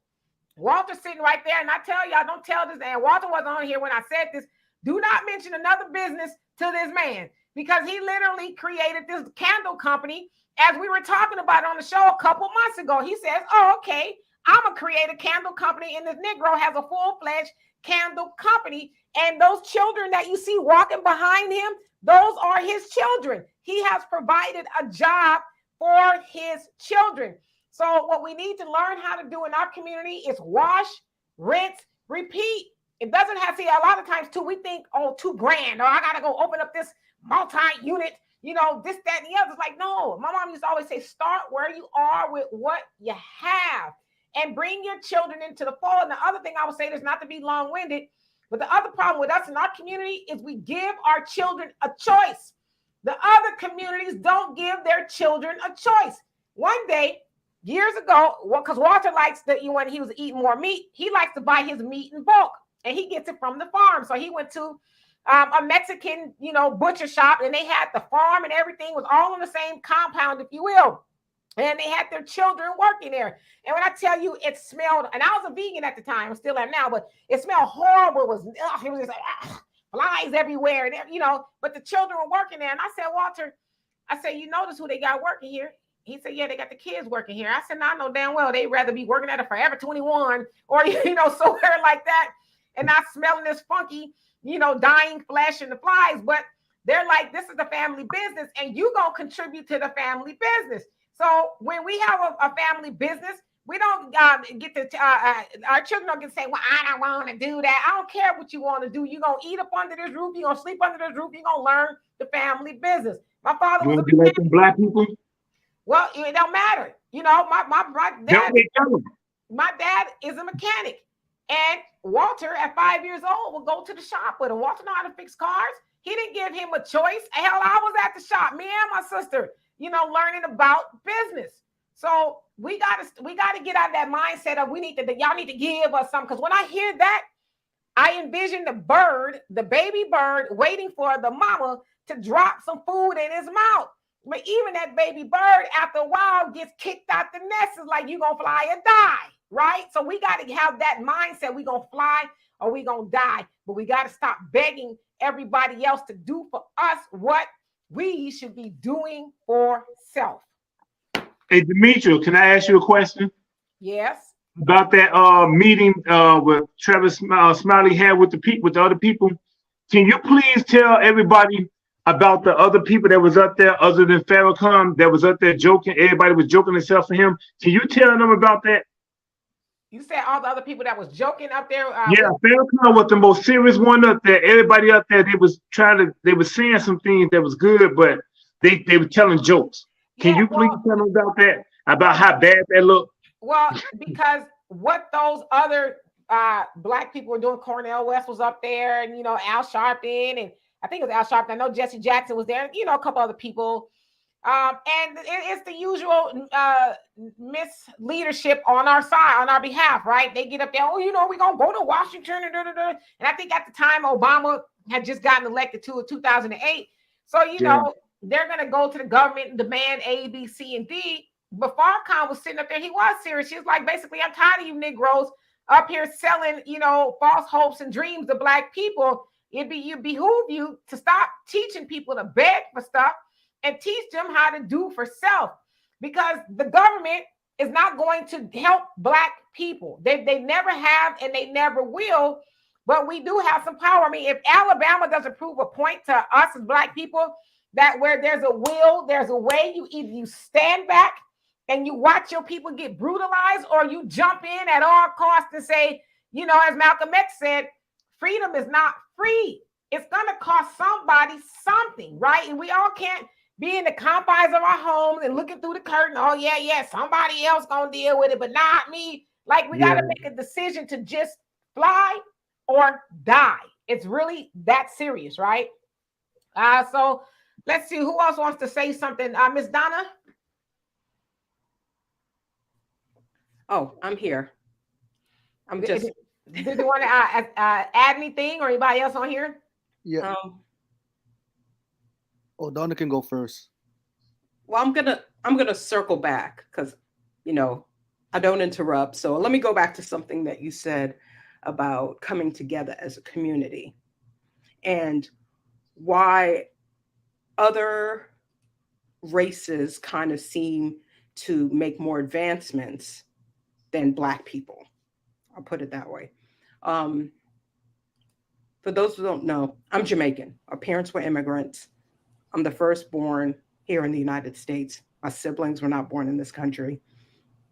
And growing up in my house, looking back, we ran some kind of hotel, it seemed like, because we always had a family member staying at our house.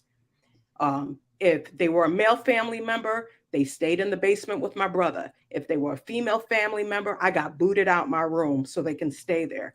But the purpose was they were coming to New York, because we lived in New York at the time, and they were working, saving up their money, getting their footing so they can go out on their own. And what my parents did for family members is what other family members did for them when they first came to this country. Now, and I think I mentioned this a couple of weeks ago, we look at here in California, rent is ridiculous. We all know that, but rent is ridiculous no matter where you go. When I lived in New York and rent wasn't so high, Haitians, Asians, those other cultures, they're known for it. I had a house across the street from me that 14 people lived in. Ooh. 14 people lived in. I was friends with the guy that was my age. 14 people lived in there. And you know what they did? They lived in there and they saved, and each one moved out, got a house of their own. And they, like you said, wash, rinse, and repeat. And they did it all over again. And that kind of goes back to what I said about being inconvenient for a little while. And I think that's what we haven't learned, is being inconvenient just for a little while, short-term inconvenience for long-term gain. And I think if we could master that, we can see progress. And that's with business, that's with acquiring real estate, that's with even, creating business, jobs, fill in the blank. If we can be inconvenient for a little while, we would see progress. And not to open this can of worms, but I'm gonna open this slowly so they don't all come out. I tried to say this last week, and maybe I didn't come around the corner the right way. Let me blow this up so I can see everybody. So I'm gonna say it another way. Me and my sister lived on Olympia Way, and I used to walk around the corner on my way to Sierra Middle School, and there was this Chinese family, and if you walk by, it used to smell like feet, and they had cots all on the floor. You know what I'm talking about? We used to come around that left and then that left again before we made that right, and then boom onto Sierra Way. There was a Chinese family there. There was 1 million of them in this house. And I remember seeing a Mercedes there one day and going, oh, that's hot. Donna, your family, my next door neighbor, there's 10 Mexicans and Filipinos in that house.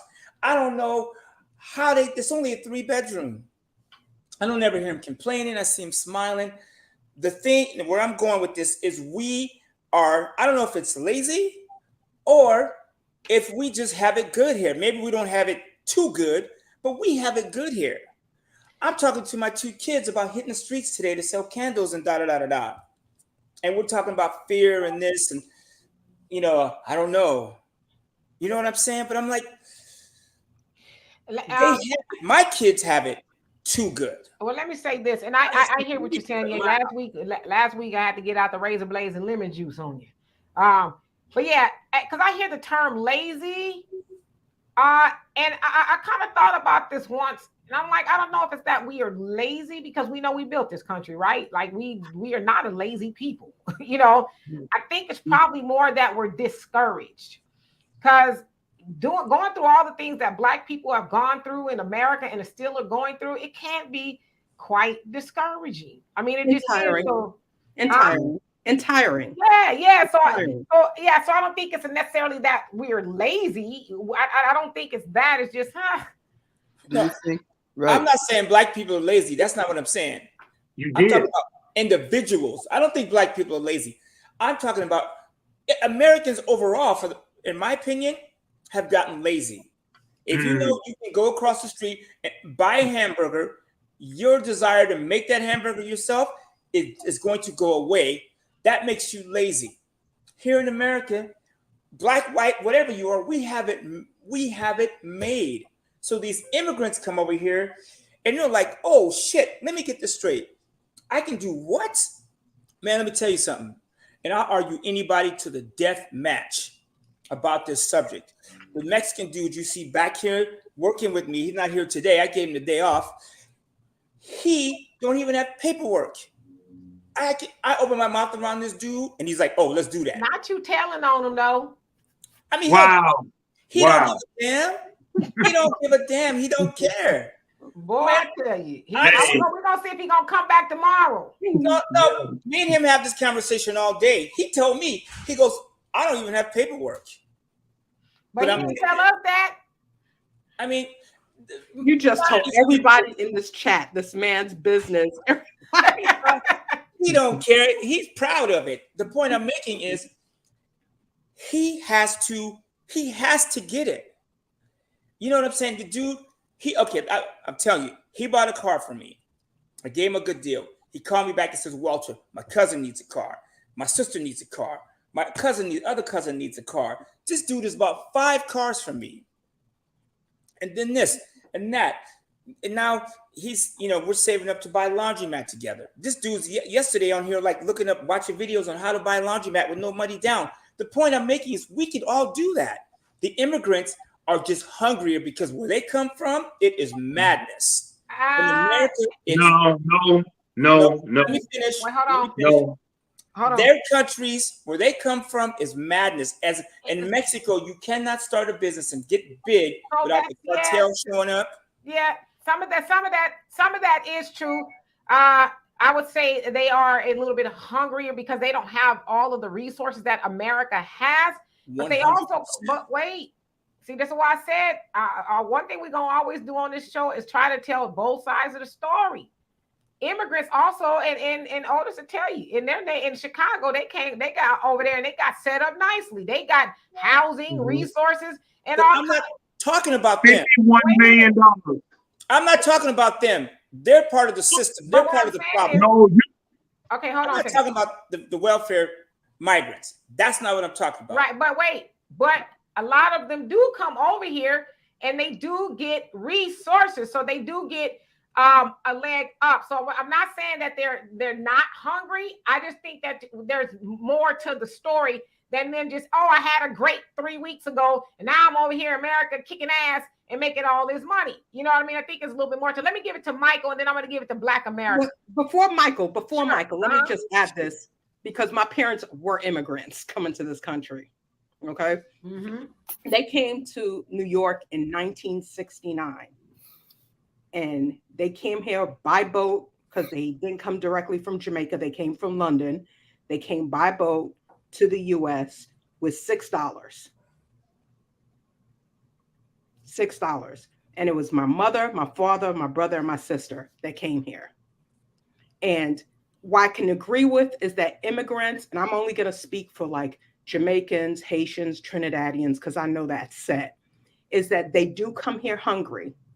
They don't come here and get any leg up because they Black. They look like all this. So no one's giving them nothing. But they are hungry because they have lived in extreme poverty. They have seen extreme poverty. So when they come here, in their eyes, America is the land of opportunity, and they're going to seize whatever opportunity they can. My mother came to this country, and my father came to this country as an accountant and a nurse, and they had to work remedial jobs before they got their certification to do the work that they were skilled in another country to do.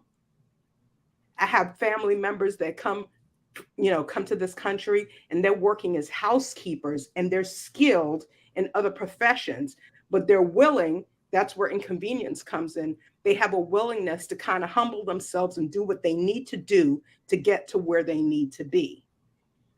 So, and Donna makes a great point. That's and the humbleness. Yeah, that is the story. That's the story. We're not talking about the welfare migrants, the Joe Biden migrants. I'm talking about the migrants that come over here that don't. This is their only shot. They're sitting on boats, sitting in craters and shipping containers, coming over here. One of my friends, Dan Charlier, you know him. His mom, he's Jamaican. I think Jamaican, Haitian. Something like that. Haitian. He's Haitian. His mom sent him over here when he was 9 years old. He didn't see his mother for years. She sent him over here.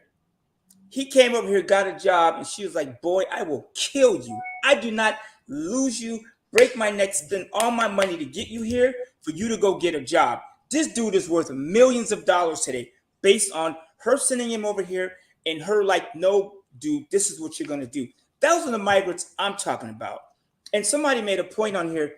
Black people started more businesses during the pandemic. And that is true, but I don't hear about that. And I know a lot of Black people that started a side hustle during the pandemic. Why don't we celebrate those cats? Me Well, being one of them. Well, I mean, we could celebrate all of them, but what I'm saying is, and yes, that's true, Donna. Black immigrants aren't as fortunate. We've seen where Haitians have tried to come over, especially in Texas, and they had the horseback and the whips, and, sent them right back. They always do. So that is true. Also, other communities are immigrants. They're still connected to the unity.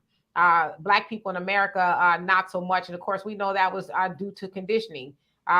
Being in slavery and all of that, we've never really there was a time during the like Black Wall Street and all that we did, but then civil rights movement came into play, and so on and so forth. So one thing that we are missing in America is unity. And Walt, you said something. Oh, but as far as Donna, also what you were saying is funny because I had to talk about this book today, The Tattooed Soldier. It's one of my favorite books. I read it years ago by Hector Tobar, and he talked about that, how it's a long story, but America destabilized the government in Guatemala. And the character in this book, he was a doctor, and he came over here for political asylum, and he had to start off as a dishwasher, like went through the most heinous circumstances you can imagine as a doctor. He had to, work his way back up over here. But he's saying the story that they don't tell is how a lot of the immigrants had to come over here due to the destabilization of said governments or whatever. So, Yeah, Demetra. Yes, Michael. Mm-hmm. Yeah, I just want to add something what Donna Black said and what Walter said earlier. No, of course I want to ask this question. So for the immigrants, starting business, they came with nothing, right? And they had to hustle to build things up. I think what we failed to mention is that the reason why immigrants were successful to build their own businesses because they received government assistance like startup grants to open businesses in communities, and that's one thing we failed to mention. Yes, they did hustle. Yes, they had to put in sweat. But what we failed to narrate is they received some government assistance or government loans to start businesses as a foundation or as a start. So you can't say that yes, all immigrants were successful. Yeah, there's some. Yeah, that's true that some immigrants came here successful to start business, but then you had immigrants who came here work hard, but that they're not able to start business, but working hard every day. And two is the immigration system in this country.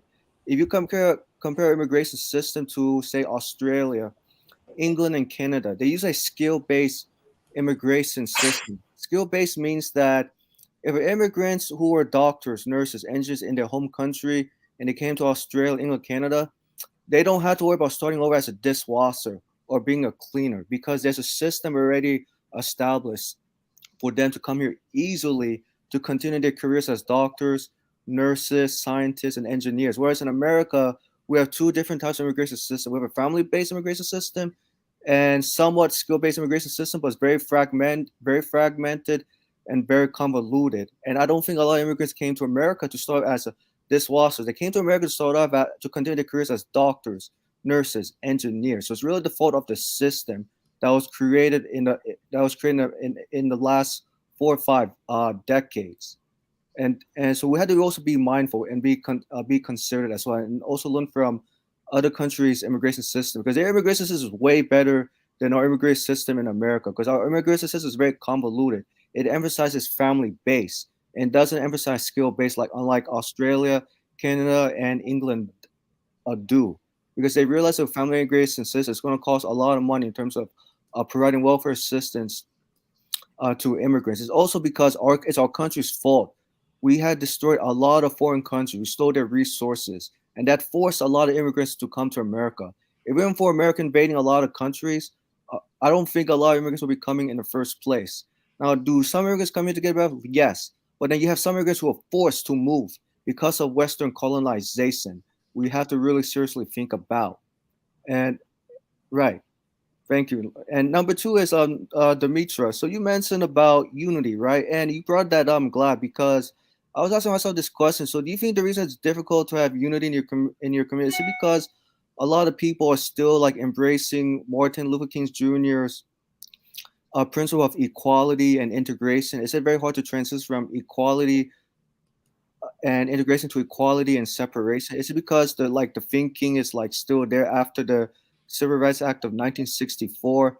Because I see that more young Black millennials are learning from their parents that the only way to uh, to to get away from the pain of summer is start from scratch, build their own business as a way to separate themselves from Muzungus and other groups.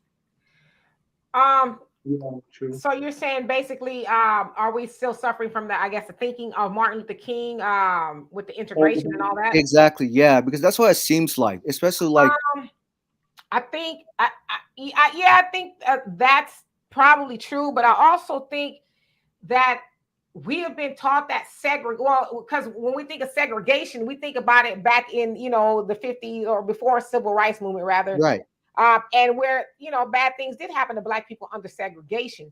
But as the Honorable Elijah Muhammad talks about segregation, it's, basically accept your own and be yourself, right? Be amongst each other, build with each other. Because if you think about it, Michael, that's what your community does. That's what everybody else's Hispanics, Jewish people, everybody else, they are together, right? They have a Chinatown, Koreatown, or wherever it is, right? They are separated amongst themselves and they are building. But as Black people, we have been taught that separation is bad. And we see what happened when we decided to integrate. Our neighborhoods and the things that we did have, they went belly up. Our neighborhoods went belly up, and we have not been able to recuperate because we were sold the false idea that it was better to be with people who did not want to be with us. As I saw somebody else say, and they say in the nation, we always think that the white man's ice is colder than ours, right? So along with that ideology, we thought, well, I don't need to shop with Black businesses either. I go over there now. I can go into the white shops and I can go shop with them. We saw the film. It's on YouTube, How to Sell to the Negro Market. That was put together by Johnson & Johnson publication, a Black publication at the time that was telling white people, they're blatantly telling the white community, hey, Black people got a lot of money. You need to be nice and cater to them and get them to shop with you. So that was also a campaign to move us away from shopping with each other. And so when we think about Black people in America today, we got to also think about the conditioning that we have been under to think that separate means bad, right? But if you look at everybody else's community, separate means good because they're thriving. Yeah, which I told right. Let me give it to Black America because we've been waiting patiently. Black America, how you doing today? How you like that greeting? Oh, that was better. You almost gave me a half out too. So that's cool. But you're not gonna like me after this. I got a bunch of smoke for you and for Miss Donna. Miss Donna, since you were born here in America to immigrant parents, you didn't grow up with an actual Black growing up experience. And I know it sounds crazy, like you, yeah, well, I'm Black, yes, you. But as far as Black parents go, you didn't grow up as a regular Black American child. Miss Demetra and Walter, because her was a Muslim. So the problem is the problem is, as far as the economics is we don't have a community. Go into these other places and they're called mom and pop stores. Now there is no mom with.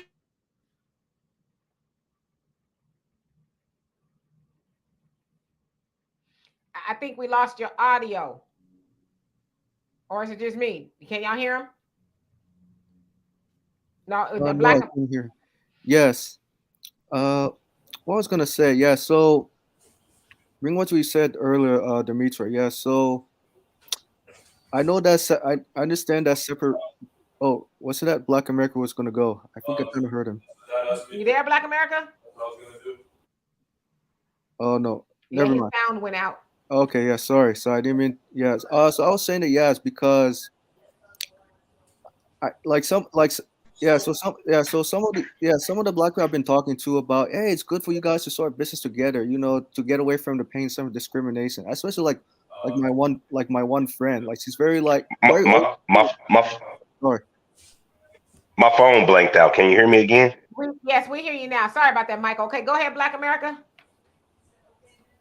Yeah. So we no longer have mom and pop because we no longer have families in our community, and this is and been going on for the last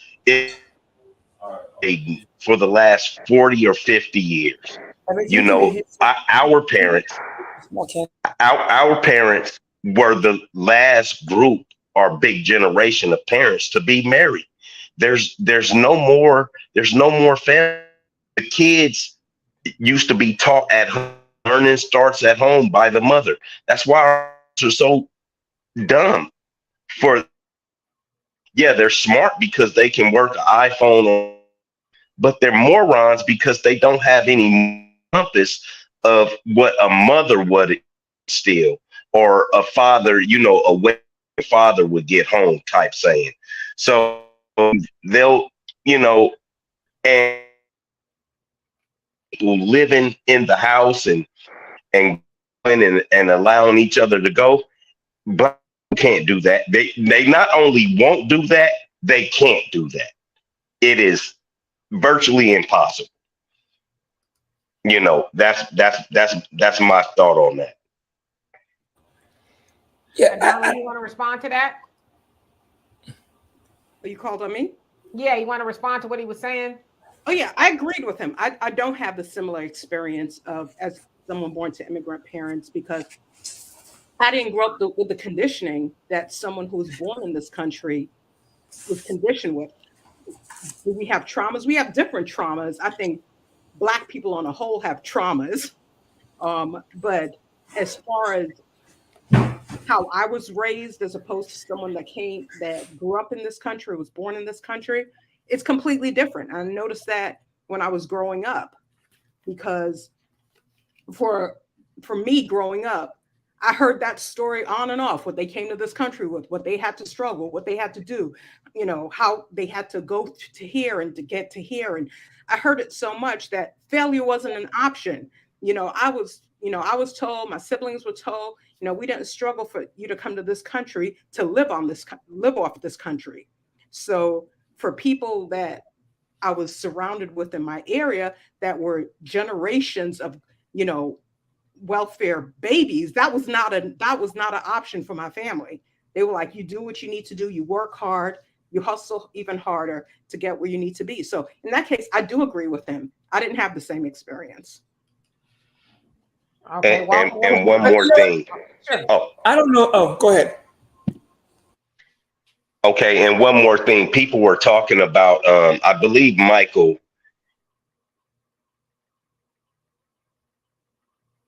I think you went out again. They get a leg up. Miss Go ahead. Hey, you still talking on that Obama phone? Who said that in the comments? Brother, you breaking in and out. Yeah, it's probably your area that you're in, Black America. But go ahead, Walter. Here's the thing. Yeah, brother, you breaking up. Maybe you can go out and come back in. Donna. Yeah, I just watched from the clouds. Go ahead. Okay, sorry about that. Yeah. Okay. So what else? Donna, yeah, maybe her family isn't from they don't have our problems, but they still have issues though. I mean, like, I've been to that part of the world. I'm trying to figure out how to say this. I mean, I'm just gonna say it. I think the Black people in America have it better than the Black people in Jamaica, in Haiti, based on what my Haitian friends and my Jamaican friends and my friends from Dominica and my friends from all over the world have told me. My friends from Belize, they feel like we have it better. And I've been to Cuba and I've met Black people in Cuba. they, man, when they found that I was from America, they were just, I mean, in awe. The opportunity. Oh, you have internet without them being shut off. You don't have to go to a park to get internet. You can start a business without the government taking 90% of your crop. Donna doesn't have her family doesn't have the experience, but we in this country are better off than the people of Jamaica. Otherwise, they wouldn't be sending their kids here, and the kids from Haiti wouldn't be sending their kids here. So yeah, we have our history. And Ice Cube, D, you sent me Ice Cube's video, and I watched it for the 50th time today. He said something that made sense to me. He goes, in the Tucker Carlson interview, where he was saying something about, Tucker baited to ask him about race, and he was like, I'm kind of getting tired of talking about race, or something to that degree. I don't remember exactly what he said, but like, what if we just took the steps we know to build our wealth? None of those that I talk about have anything to do with color. We could all, if we just, not saying it's not important, what if we just dropped race from the conversation and just focused on, we're going to go out and start this business, regardless of our color? What if we just did that? And then we sometimes came around and talked about race, but sometimes we're just going to get money. And we're going to take color, race out of the conversation, and we're just going to get the money. We're going to take AOC and Joe Biden and them out of the conversation, and we're just going to get money, regardless of what color you are. Because if me and a Jewish dude work together, I can get my own business, and then I can afford to take care of Black people, segregate if I choose to. But we can't segregate if we don't have a pot to piss in, and we keep throwing our stuff, throwing it in the malls and the stores, and wasting the money.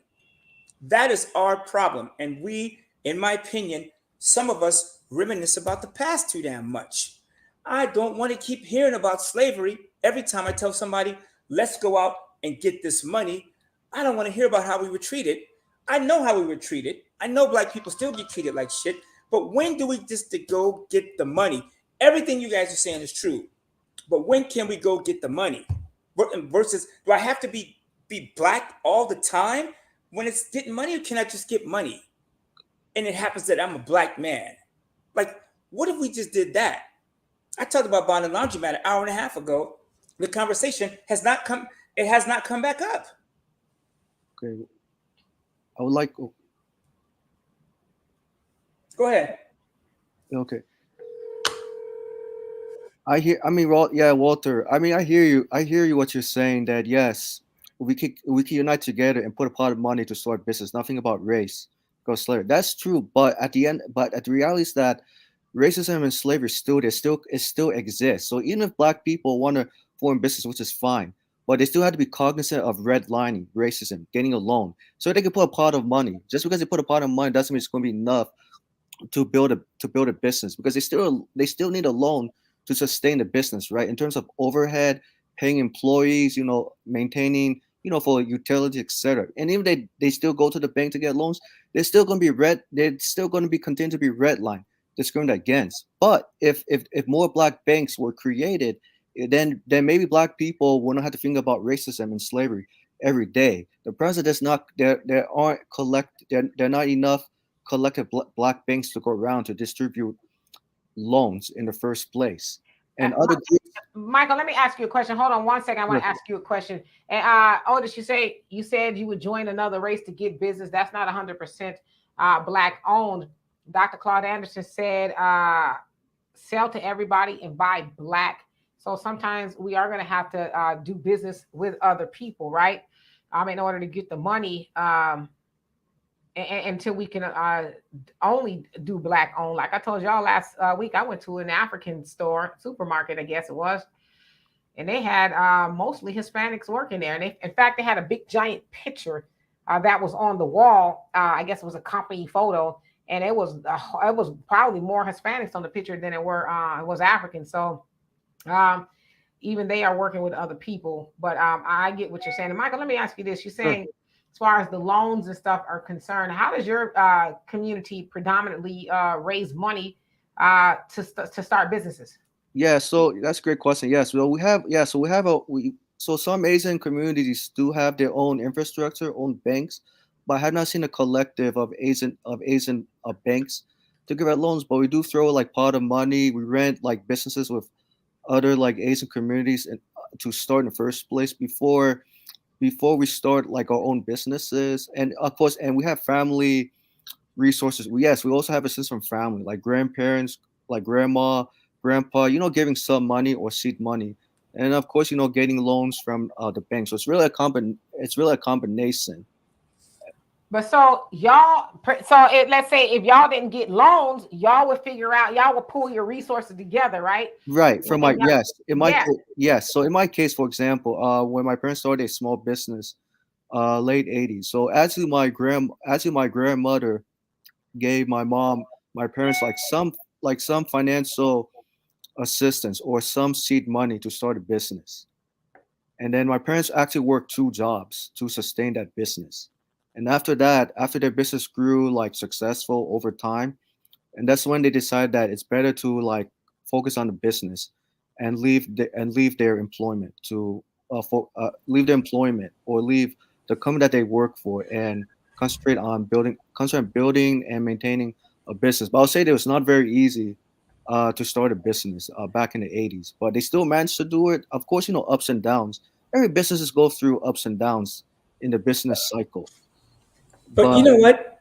It's easier today to start a business than it was in 1980. Oh yeah, don't get me wrong. Yeah, of course. I was there in the Mhm. 80s and 90s. It's easier. And I guess where I'm trying to take the conversation, I get it. There's people that get loans and help, but I'm talking about the people that just grind it out. A lot of people don't get grants and loans when they come over here. The guy that started the largest Mexican grocery store here in Southern California, Cardenas Market, took a tool, a hoe, like a tool, gardening tool, traded for a pig, upgraded to a cow, and has a store that's worth almost $2 billion in one generation. No loans. He just started selling cheese from these cows. And he got another cow. He started selling beef. No loans. Just started selling cheese on the street from these cows. And they're worth almost $2 billion, and the dude's still alive. Right, but you do understand. Yeah, you do understand that once you start small and it grows, it becomes success. It grows successful. Eventually, once you expand that business, eventually you're gonna have to get some loans to sustain. No, exactly. But that's not the point we're making. We're talking about the immigrant or the person that could start from scratch. They don't need $2 billion. They No, I know that. Right. billion and been like, we're straight. That's the point we're making. Yes, that's true. But also the reality is that some immigrants today are getting government loans to start businesses, whereas Black American descendants who built this country 400 years and counting. I mean, worked very hard, but they still are getting grants and loans. But I mean, what does it have to? How does that? It does because let him finish let me finish, please, Walter. Walter, I allow you finish, please. I thought this was supposed to be cordial, right? So I let you finish. You allow Donna to finish. You allow Demi to finish. So I think we need to be cordial. Others, we're going to have to hit it. We're going to have a bell to tell people to stop. Okay. So what I'm trying to say. Good idea, actually. No. Yeah, I'm serious. A bell will be needed because I know the conversations get very intense. I get people very passionate. I understand they have different opinions, but the point I'm trying to make is, Walter, is this. You see the migrants come in. Why is that they're able to start business quickly? Because they receive some government assistance. It's not big amount, but it's a seed money to help them to start. But whereas Black Americans descendants of slavery built this country 400 years and counting. I'm not saying that they're not getting loans to start business, but if you look at the raw data, the number of Black American descendants of slavery versus immigrants receiving loans, the loans for Black American descendants of slavery receiving loans from the Small Business Administration is smaller than immigrants receiving loans from the SBA. So we know that redlining racism still exists. And despite the fact that, yes, some Black people are still continuing to fight, start businesses, start to pour part of money. But I'm just letting you know the policy effects are still there. And I'm not saying that people should make excuses, but we should also be cognizant of the policies from 400 years and counting. Even Demetra would probably agree and probably might have to offer something contrary to what I'm saying. Absolutely. Now, Walter, everything you're saying, there's truth to that. Yeah, right. Everything you're saying, there's truth to it. The point I'm trying to make and where I'm trying to get us and people moving to is all that stuff exists.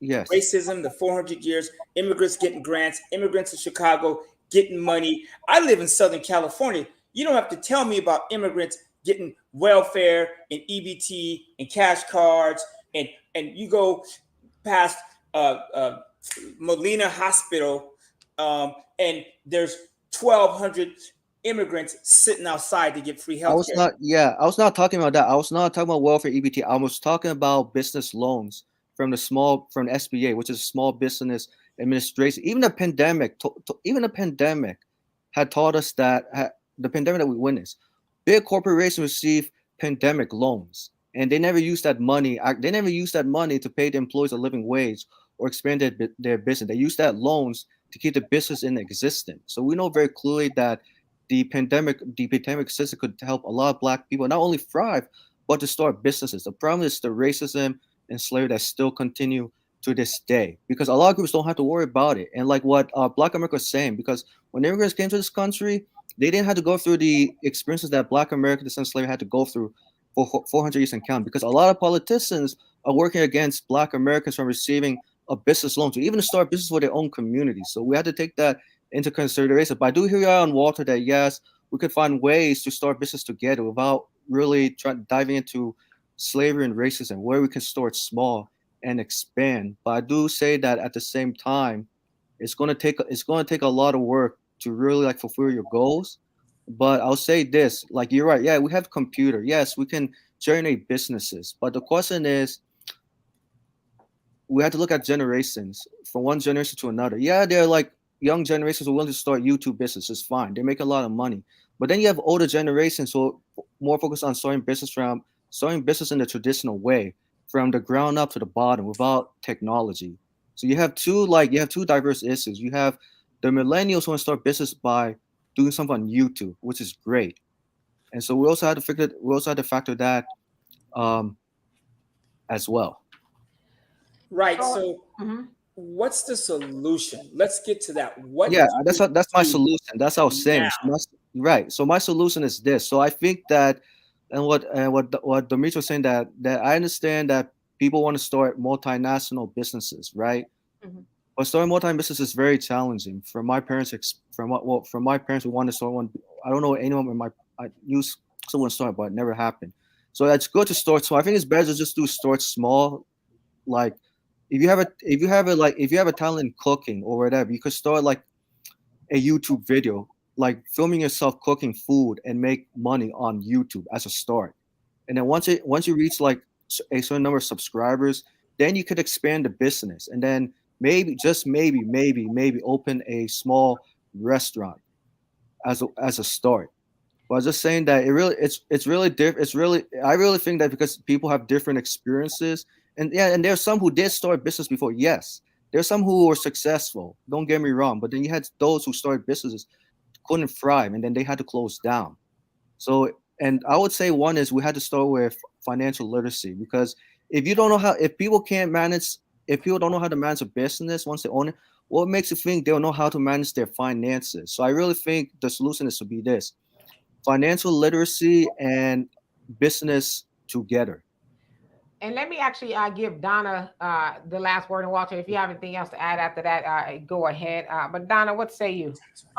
There's a lot of points that Michael I agree with. I wanted to ask, what part of the world are you dialing in from? Yes, I'm actually Asian descent. Okay, and are you here in the U.S. or West Coast, East Coast? I'm from the USA, but I'm currently in Australia. Okay, all right, okay.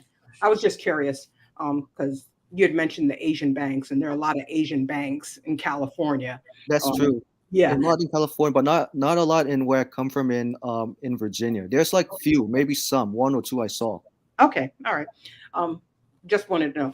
Now, to his point, I do agree wholeheartedly that if you're starting up a business, the average business fails within the first 3 to 5 years.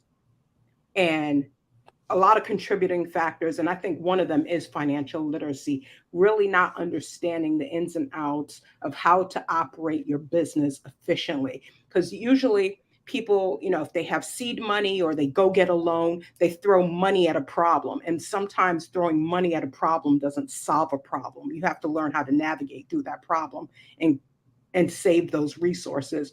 So for his illustration, he talked about, starting a YouTube channel cooking, if that's, your ministry and you like to cook, you do that and then you build from that. I always tell people, if your ultimate goal is to own a restaurant, don't go and own a restaurant. Do something like cater from your house, get a food truck, work that way. So you build a client base before you commit to a lease that's going to be around 10 years. So, example, my oldest daughter went to high school with someone, and his family started cooking out their house. And it went from out their house to their front yard. And from their front yard, they got a food truck. And by that point, they would just show up. They'd post on Instagram where they're going to be. And then people would show up because they had a loyal following. So when they committed to a lease of a restaurant, they had a built-in clientele. So whatever business you're choosing to start, one, becoming financially literate to understand how to operate that business. And if, that's not something that you're familiar with, finding someone to mentor you in that space, someone you can learn off. And a mentor doesn't have to actually be someone It could be a book, it could be a podcast, it could be something along those lines for you to learn how to operate that business. And once you've learned that, then, taking it step by step and expanding slowly. So whatever you choose to do, first being a student of what you want to do, and then slowly building upon that. Absolutely. Walter, what say you before we get out of here? I think everyone has a good point. But the reason I was here in the first place was to bring the steps to help people build wealth. So with that being said, if you can take some of the strategies that you hear about and just implement them, I guarantee you, the harder you work, the less race becomes a factor. Yes, we've been pulled over, persecuted, invited. Hold that thought for just a second. You guys, let me ask you a question. Hold that thought, Walter. Next week, I'll be here next. What would you guys like to learn about on Wealth Wednesdays in regards to finances? If y'all could put it in the chat so I could take notes and maybe we can cater something around there. Walter, go ahead. So the harder you work, the less race has to do with it. And here's what I mean. If you just grind it out, it's kind of what Ice Cube was alluding to. Some of these things start to disappear. And there are a lot of people, especially in government, that want us to keep focusing on race. And I have so many of my friends that are Black, Puerto Rican, Asian, and we get money together and we don't sit around and talk about race. And once in a while, somebody will bring up race. I have Asian buddies. They talk about how bad they were treated in the Philippines by the Japanese. Mexicans all day talk about, the way they're treated. But when we just get money, those conversations disappear. Like, I got an SBA loan. They didn't ask me my race. They asked me for my bank account number for deposit. They didn't ask me for an LLC, nothing. And I know a lot of people on here got PPP and SBA loans. So we all have access to these loans. Yes, there's some racism in the system. Yes. But if you want to deal with that, like the racism, we're going to have to call our own power leaders, our own people to the carpet. And think about this. Why do we have the same old leaders? Jesse, Cornell, Al Sharpton. I don't know why I did that. Why do we have the same old leaders? I don't hear white people, Mexicans, and Asians talking about the same 4 people. Matter of fact, if I talk to my white and Asian friends, I can't think of who their leaders are.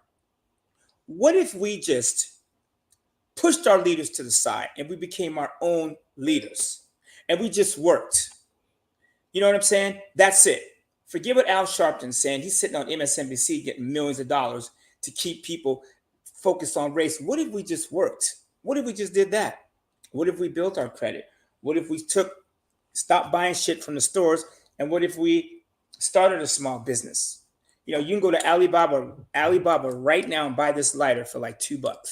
They'll send you a sample one for free.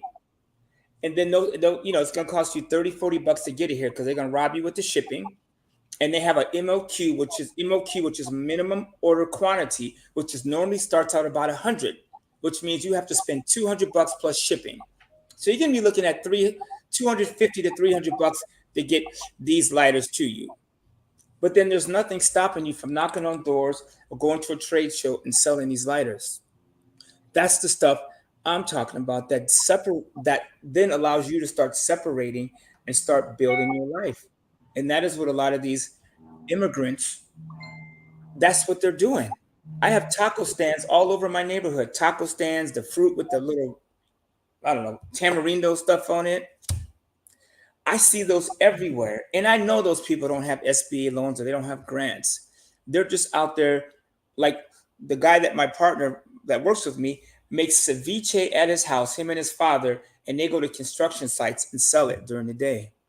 They're making ceviche. I don't even know if that's legal, but they're making ceviche and selling it at construction sites. They don't have loans.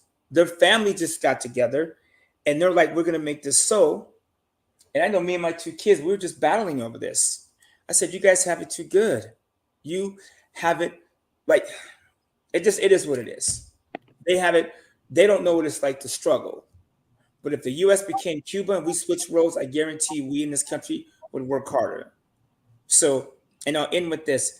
I think the Jamaicans and the Haitians, they don't, for whatever reason, they don't have the conversations that we have about our persecutions. And I believe they had some of it, right? I think that's how Jamaicans and Dominicans, how they ended up in that part of the world was from the slave trade, right?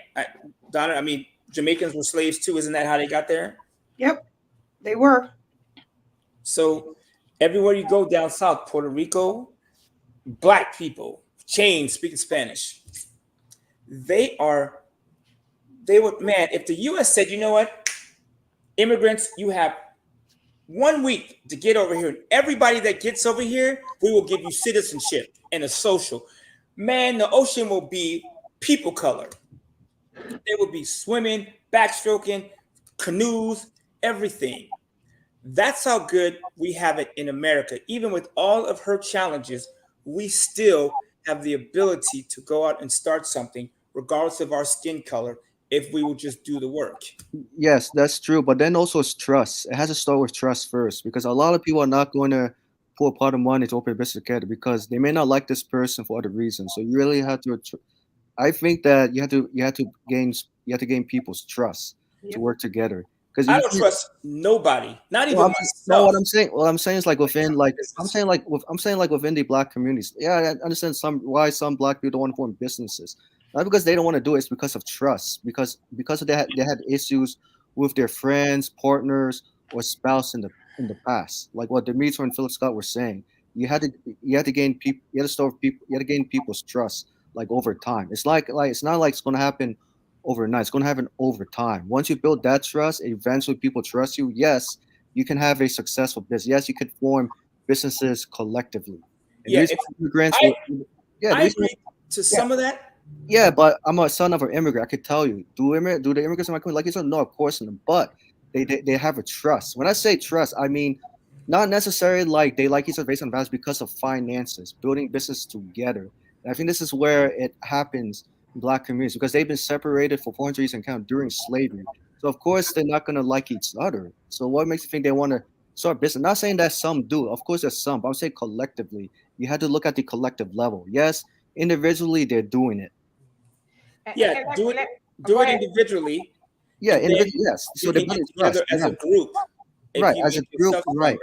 As a group, it's not there. Individually, yes. Well, let me say this, and we're going to get out of here. Wait, before we go, I got one tip. I got one tip for everyone. Sure. We're going to leave a financial tip of the day here. Okay, come on with it.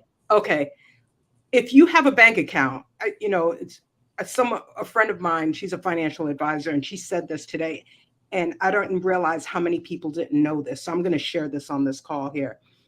If you have a bank account and it's not a joint bank account, if it's a solo bank account that you have, go into your bank. If it's too late today, go in tomorrow and fill out a transfer on death form. meaning that if you die, that somebody has access to that money. Because if you do not have that on file, that account is going to get frozen and it's going to have to go through probate or whatever process until they're able to gain access to that. So for those of you out there, if you just have an individual account, you don't have a joint account, fill out a transfer on death form. And that's my tip for the day. I'm done. That's a good point, Donna. Thank you for that. And let me say this, you're absolutely right. I used to be a personal banker, and we'd often have people come in there and say their, loved one died. And, we need to know who's on the account as a beneficiary.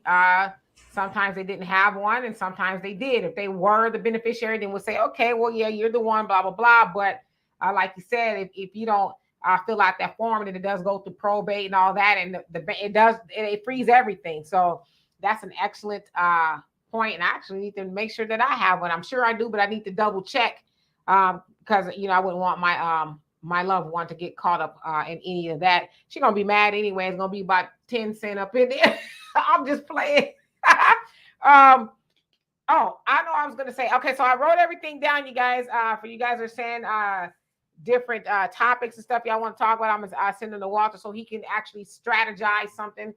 But anyway, I was going to say, y'all remember the movie Field of Dreams? And it says, if you build it, they will come, right? I say that to say trust comes when people see you actually doing it, right? A lot of times, not just in our community, people say, oh, yeah, I'm going to do this. Yeah, I'm going to do that. You need you to help me. Come on with it. Bring me, give me some money and we're going to build it. And then people say, oh, okay. But a lot of times people just got to see you doing it as well. And then, that's kind of where the trust comes from. But a lot of times we ask people to have faith. It's like, yeah, I'm gonna have faith when I actually see you doing it, So if you build it, they will come, and it would build more trust. So anyway, y'all, I thank every last one of y'all for your advice and your commentary and everything. The chat, thank y'all so much for being active. Thank you for liking and subscribing and donating and everything that you do. Donovan and I will be back here on Sunday. I don't know what we'll talk about, but I'm sure it will be interesting. But in the meantime, thank you so much, Walter, Donna, and Michael, and Otis, and Black America. You all are on here. I will see you guys next time. Yes, thank you, Demetra. Thank you. You're welcome.